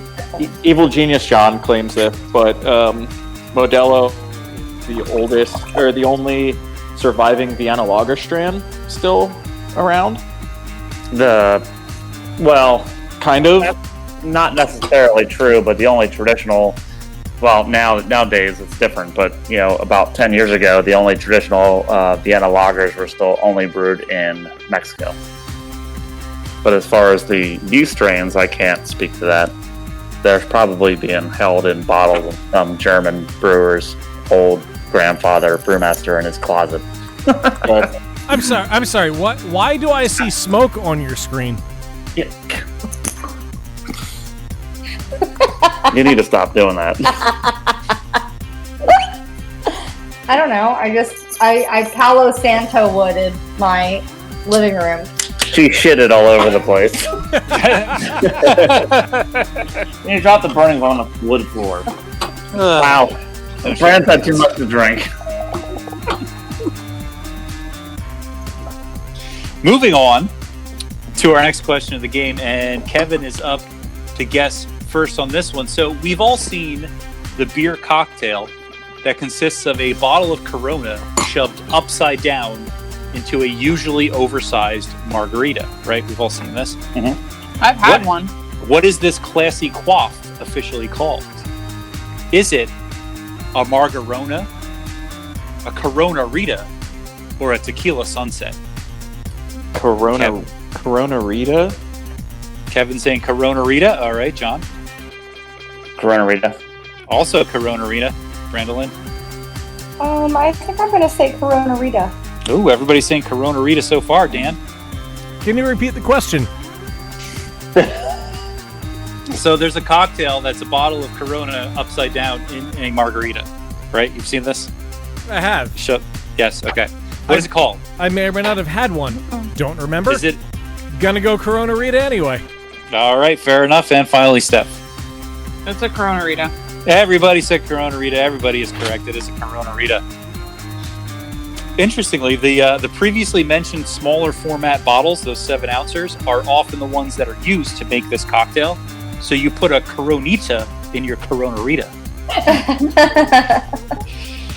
Moving on It's like those Faber cocktails that came out that were like inspired by that. They would have the Huggy, the hugs. Mm-hmm. Oh, gosh. And then they would put a Faber bottle in it. Sounds good. Listen, those fucking hugs got me in trouble in Canada in 2005. There's a video on MySpace. Yes, there is. Thank you for remembering. Oh my! All right. Moving on. We are at our penultimate question of the game, and John is up first to guess on this question. Back in the 1980s, which I'm sure you remember well, a rumor regarding Corona spread across the U.S.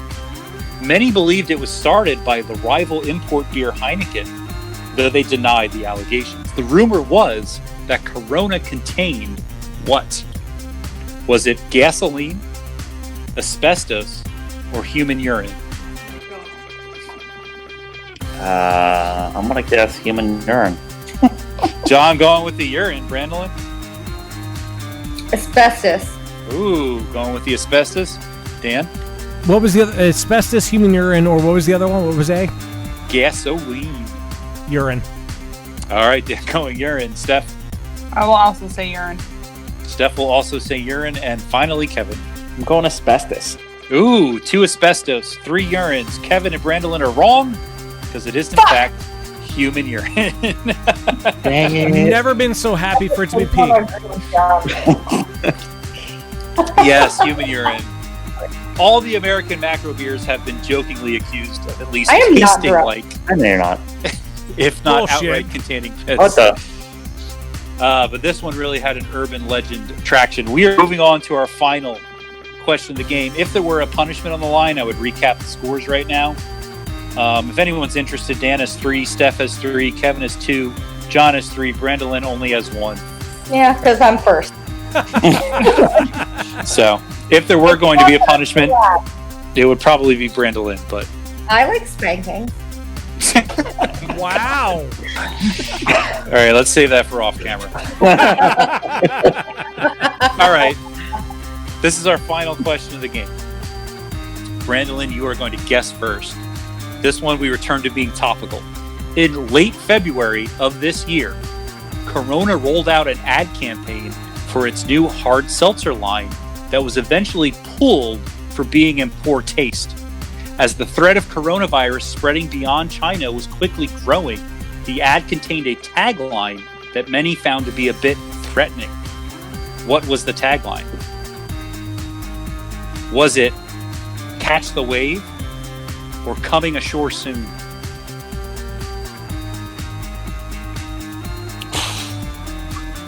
They have a seltzer line? Yeah, they do. Yep. It's. I don't want to say.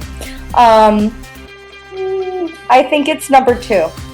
All right, saying "Coming Ashore Soon." Dan? I'm going to say 1. Catch the wave, right? Catch the Wave. Yep. Catch the Steph? wave. I'm going to say catch the wave because last time I went with Brandolyn, it did not fare well. Yeah. All right. Kevin? Coming ashore. Kevin saying ashore. And finally, John. Number 1. Oh, John, Steph, Dan, you're wrong. No! It is "Coming Ashore Soon." Yes. In late February, they decided to plaster images of Corona coming ashore soon. Some people felt that was a little... It still exists on the grocery store that's closest to a spot that I have to go to. Please take a picture of it. Please take a picture of it next time and send it to us. So I drove past it today and I went, that's really big. And it's in a grocery store window. And I'm like, It's funny that this came up. That's why I knew that I was right. Yes, unfortunate timing. Asked to comment on the ad, a spokeswoman from Corona stated, "Our advertising with Corona is consistent with the campaign we have been running for the last 30 years and is based off strong consumer sentiment, referring to the brand's long-running tactic of using beach imagery. While we empathize with those who have been impacted by the virus, our consumers, by and large, understand that there's no linkage between the virus and our business. Well, that's not necessarily Not true. all of the consumers, Right. considering the average IQ in the Pennsylvania specifically is 98. Yeah, Listen, I imagine anyone who's injecting disinfectant is probably corona as well. I desperately want to believe that I'm smarter than the average Pennsylvanian, but like, do you have an actual source? Is that a for new that game? number? Smarter That than is a that. new Are you game. smarter than a Pennsylvanian? Hey, you boy. smarter than the average Oh my Pennsylvanian. God. That's a new game. I don't even know how we go about researching that. Are you smarter than That's an gonna average take a little Pennsylvanian? time. How, in the Second No, I Amendment know. with the right to bear arms, how do Okay. you spell We bear? find the lady that was holding the misspelled Pennsylvania. Oh God! Ugh. I guarantee you I can track her down. Oh yeah. I don't She doubt will be that our for a average second. Pennsylvanian. I support that. I support it too. Which is why I said it. Oh my God! Hashtag we the people. PEAPOL. We the people. People. We the pee hole. Well, pee hole. I'm We sorry. the glory hole. No. Me. I'm not. Hashtag not all urethras. All right. I hope this Urethra Franklin. Oh my God! All right. So I'm assuming the music is still playing. It's still playing, yes. All right. Well, so I'm gonna tell you what everybody scored. We have a hyper German sparkle party with Sweet. 4 We can't hear individuals. the music. Remember this? I can. 4 Can you sing it? individuals. Dance. I I like like German German sparkle sparkle party. party, sparkle party, sparkle party. Yas is the party. Yas is the party. So, with 3 points each, Dan, Steph, Kevin, and John Woo. all tied. 3 out of 5 points. Trailing slightly behind with only 2 points is Brandolyn, who's probably going to get spanked later, apparently. Oh, God. Yeah. I don't know. She said it. I mean, We call it flogging. She's getting flogged. You know, I'm not getting spanked. I don't Yeah, you know. don't know what I like. I don't know. This is why I love you. This is why I love you. Oh boy. Do you know why we love our patrons on Patreon? Because they support the podcast with their hard-earned money, and they keep the train running and the lights on. So this is, of course, the part of the podcast where we shout out to our most generous patrons on Patreon who donate at a level high enough to get their names read out on the podcast. We would like to begin with a new patron donating at a generous level, going by a single name, mysteriously, Dana. Those holes were filled. Ah. So mysterious. Yeah, that might be her right there. She might be sharing an earbud. I have to remember to pause after every name because Dan We is let playing the sound her. We clips. let her play Happy Fun Time game last time. That's why she's a patron now. Oh, okay, If, fair. All right. if you look at the camera, I'm pointing at you when it's your turn. Hopefully I don't fuck this up. Let's be honest. Okay, so we would also like to thank James Lamberg, Shit balls. Joe Mansell, This is not You don't know working their well. cats. I don't know what's happening. Jill Shivers, Sean Sullivan, I would be like, oh my God. PA Brew Review. Hold it. I got to turn the volume up. Yeah. I forgot to. Oh boy. Wow, Fix it in post. Oh, that's so loud. Ow. Payback. Mark Modugno, Fuck it. Hell yeah. Topher Simmons, Slimy peeps. Brandolyn, you don't know, but I just played one of you. Poor Man's Brewing Company, Yes. I hope it was something fun. Yeah, you'll find out. Jalapeno. Just listen to this episode. It was not jalapeno. Jalapeno. It was not jalapeno. Kathy Obashevsky, Pizza. Eric Dixon, Ah! Nate Fochtman, If you're not a wank, you're a wank. Brian Mills, Those holes were filled. and Brian Jim Mills. Oh, McDonald. Brian Mills. Oh, I played We that love one Brian already. Mills. We're assuming it's the same Brian Mills. I think it is Go. Brian Mills. Probably the same Brian Mills, yeah. If you want to find out how you can get on this list, as well as other behind-the-scenes perks, like I don't want to be on the list. and punishment videos. You don't have to give us money if you don't want to. Thanks, John. But if you want to, go to patreon.com/beerbusters. And I guess... I have a Venmo. Do you have a Venmo? No, you can Venmo us. Or you can just go to the URLs in the following advertisements. Say, Yvonne, remember when I said I'd have to send away to NASA to calculate your bar tab? Oh, yeah. We all had a good laugh, Mo. The results came back today. You owe me $70 billion. Hey, Dan, what is your favorite part of your body? My teeth. Not what I thought you were going to say, but I agree. Maybe not my teeth, my whole mouth. Well, I only said that because I know what we're doing. Oh, you're smart. I thought that's what you wanted me to say. You could have said whatever, and I would have rolled with it. Hey, Dan, what's Quip? Quip. I'll tell you about a quick Quip. Quip is a modern oral care brand that designs beautifully simple electronic toothbrushes. You know those toothbrushes that Dad always gets us for Christmas? Yes. We're going to need to throw those out. Okay. Because we should get Quip. We're not going to share it. We're going to get our own because that'd be weird. All right. All right. They're going to deliver affordable brush heads every 3 months on a dentist-recommended schedule. That way, we don't forget to throw those out and also forget to buy a new toothbrush months after we should have thrown those out. Are you telling me that dentists say you should change your toothbrush every 3 months? Apparently. This is news to me. And yet, most people's dental insurance only covers 2 screenings a year, so you go every 6 months. So this will put you at better than what your insurance is going to do to take care of your mouth. Make brushing great again. Oh, God.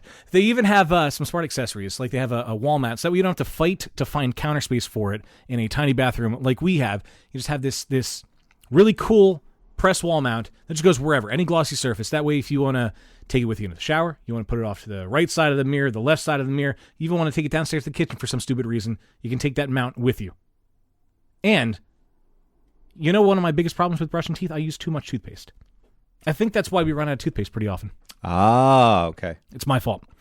But if we went with Quip, they have toothpaste tubes that provide a guide on how much to use, so you don't overdo it, you don't underdo it. You're not cheating yourself or wasting money. A pea-sized dollop. It's got to be a pea-sized dollop. Which I knew before I found out about Quip. I think I did too, but I don't eat peas, so I don't know how big a pea is. Fair enough. But for the listeners of Beer Busters, you can head over to tryquip.com/beerbusters, and you are going to get yourself a free $10 refill while you're also doing the best thing you can do to take care of your mouth. That is tryquip.com/beerbusters. $10 refill for free. Yay, teeth. Guess the brewery. Oh, gee, I wonder. Wonder who that is. I can't see it. Well, there's a bunch of stickmen. Well, yeah. Yeah, that's definitely a stickman. I really want to try that Oreo whatever. You mean this one? Fuck you! No! Oh, boy. I'm drinking the cream ale, walk a mile in her shoes right now. It's really we good. had that when we were there. No, we didn't because I didn't check it in. We had a cream ale. Well, Did it I make wasn't this another cream cream ale. Yes. Was that a Pink Boots beer? Oh, bitch. It's a collab with Kevin's Laurel having House. trouble opening his bottle. Huh. Oh, we got a cap and cork. Kevin's got a cap and cork. Son. Oh, Kevin's getting shit. He's been stemlered. Oh, God yeah, damn man. Glad I have a goddamn wine cork here. John, we all legit say this when this happens to us. We say we've been You've been stemlered. stemlered, yeah. It's a thing. Every damn time. I want to make sure you store the beer for 5 years and not have to worry about it going shit because of the cap. It's really hard to hold on to a free will beer for 5 years and not drink it. That's true. I know. I'm I know. thankful for that, but I still want you to have the best experience possible. But also, sorry, not sorry. But also, we got to work for it. Did you hear that Yeah. pop? That was beautiful. Brandolyn. Pop Become a it. verb. Oh, my God. Brandolyn mentioned me in their story. Yeah, I just got the same thing. Oh, my God. And it's a giant picture of Wayne because my mug is not good enough for social media. Really? Oh, wait, I got to look at it. I mentioned all of you fuckers. Yeah, but it was Yeah, a but picture of Wayne. We know who your real favorite beer buster is. It's really Wayne. No, It's definitely Wayne. This is why I'm experimenting with a longer beard. Because Are you drinking the which beer are you drinking there, Kevin? Mojito sour. Woo! It's gonna be sour. It's Steph's turn. Should I open another? All right, my one? audio's going to suck for a minute because my phone's dying. I love that beer. Oh my god, I love this. That's a great picture. Oh my god, I love this so much. Oh no, let me see. I want to see. Let me see. Oh, that's perfect. Let's see. I don't know what to even I mean, I like social media. It's my hobby. Mm-hmm. I used to feel bad. I used to feel like, oh, you're like doing too much on the screen, or you're a narcissist, or you're this. No, actually, I just like social doodling on people's faces. Social doodling. Listen, doodle on my face all you want. My god. That sounded wrong. That sounded wrong. Can we Doodle please take on a my sound face out of that? all you Doodle want. on my face all you want. Writing that one down. Of course we are. Face doodles have a whole new meaning. Let me get a towel first. Yeah, let's get ready for this. Gotta put down a tarp. Ow! Carmen Miranda. This is hilarious. Who named this beer, John? Probably Nate and John Raleigh. I like the name. Yeah, that was a pretty interesting collab. That's got a bunch of fruit in it. Do you want to talk about it? No, I don't in front of me. I wrote it all down, so I don't remember all of it. Well, it is a saison ale aged in tequila barrels with kiwi, apricot, and cherry. Hey, before the world ended, was Free Will still doing Sour Sunday? We were actually supposed to have one in March. The last weekend of March was supposed to be Sour Sunday. I miss Sour Sunday. Yeah, I'll take another beer. Yeah, I'll take another beer too.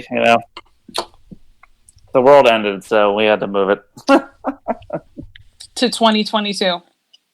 Well, we've been doing specials on the online store for Sour Sunday. Yeah, I know. I took advantage of those specials. Nice, thank you. So I got to order Blood and Guts, and I got to order a COB. This beer is fabulous. Thank you. It's my first time having it. Carolyn's got her. Which crown is that? Oh, yes. It's a little blurry on my end, but what the fuck is happening right now? She's got a crown on.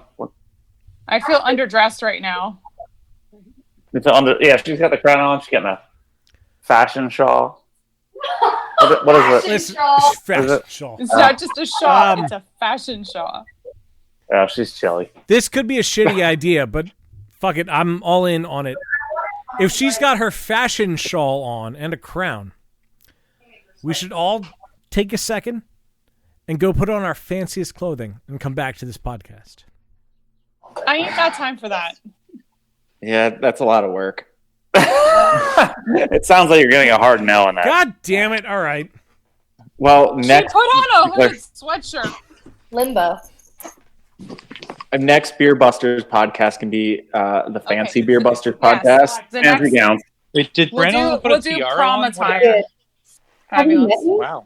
We're all getting fancy. Oh, we still didn't drink this, too. Shit. John. Yes. Oh, this mojito sour is phenomenal. Thank you. How's the mint holding up? Because that usually drops off first. That's a broken chair. It definitely dropped off a little bit, but it's still prevalent. You get a lot of lime, but the mint really comes in right at the end. Note about sour and key lime. Key limes run over everything. This might be unpopular opinion, but I never hold back from this. But that was not my favorite one. We left some of the pithiness in there, which a You lot of people did. didn't like. I feel like you needed to do more of zest and not get into the whites. I don't know if it was like a processing thing or whatever, but I wanted that to make sure we got it. Was so. I haven't had it since it was released, so I feel like now when Kevin's drinking it, it's still just as aggressive. I don't know. Maybe we have it downstairs. Yes. Did you only do one round of it? No, we did. Ow.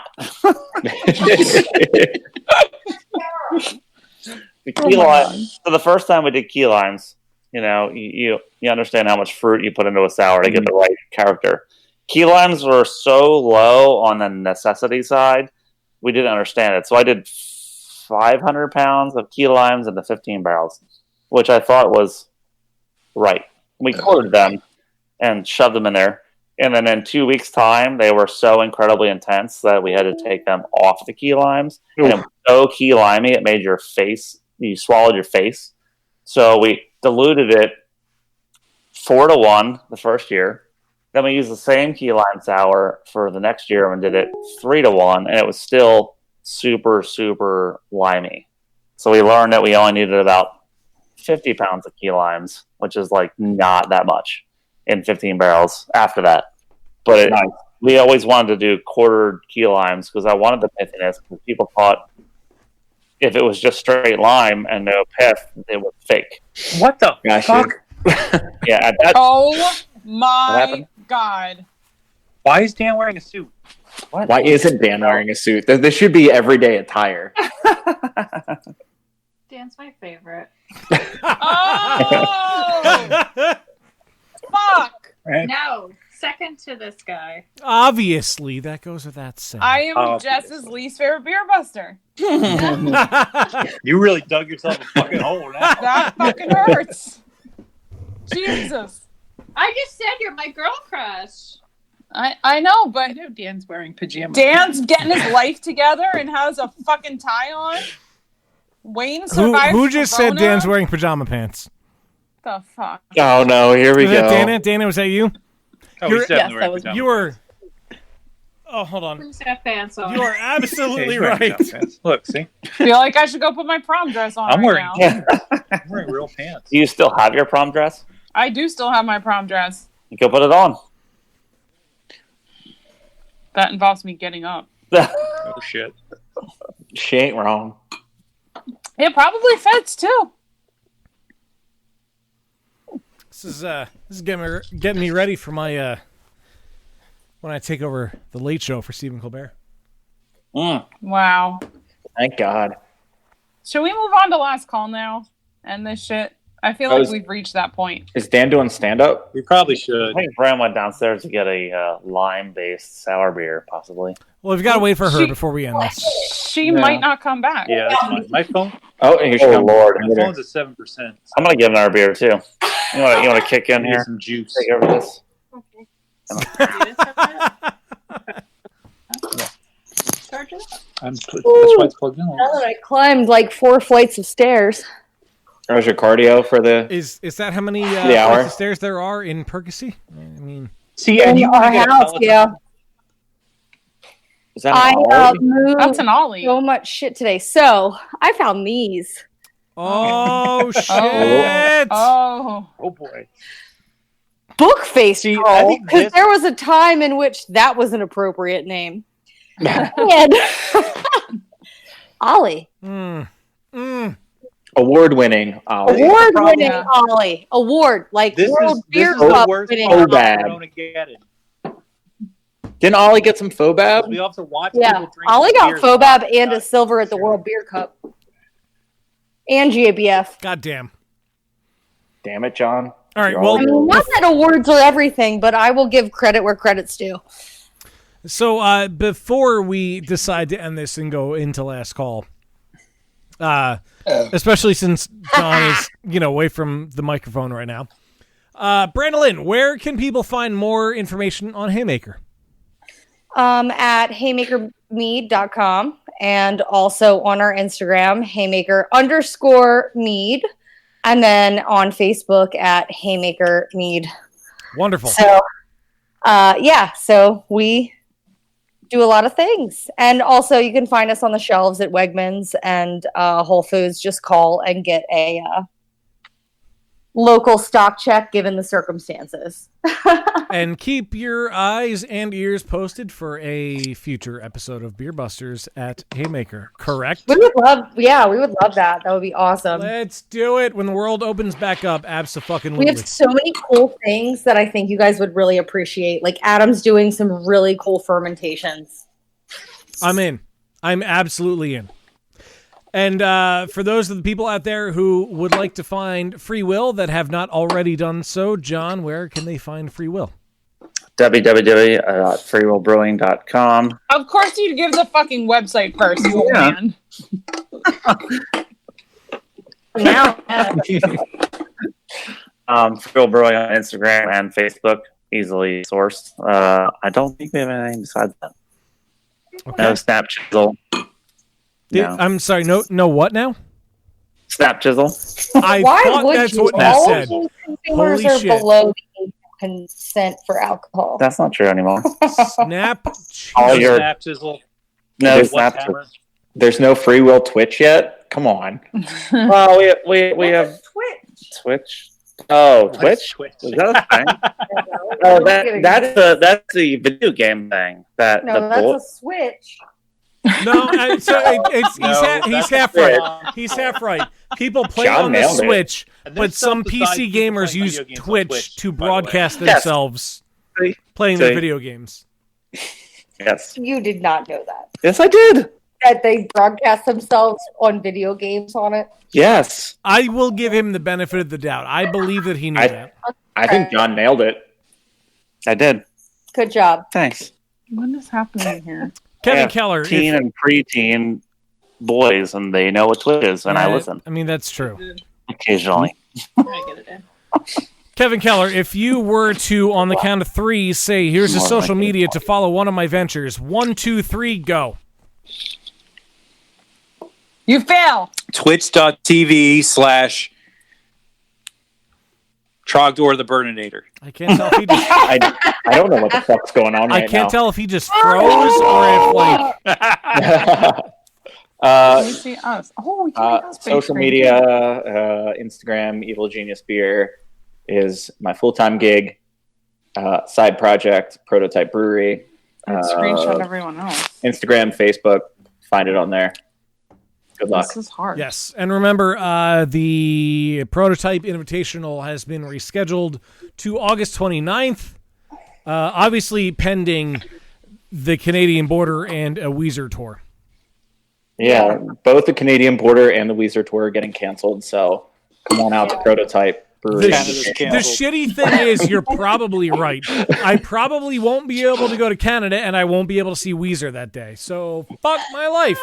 They're gonna see that curly mustache and be like, "Oh, he belongs here." I You're gonna like get the stuck in- curly mustache. All right, I No, don't. he's gonna get stuck in Canada. That's gonna be I don't the have a curly problem. mustache right now. Hold on, let me see. I gotta fucking. I don't have my grooming shit in this room.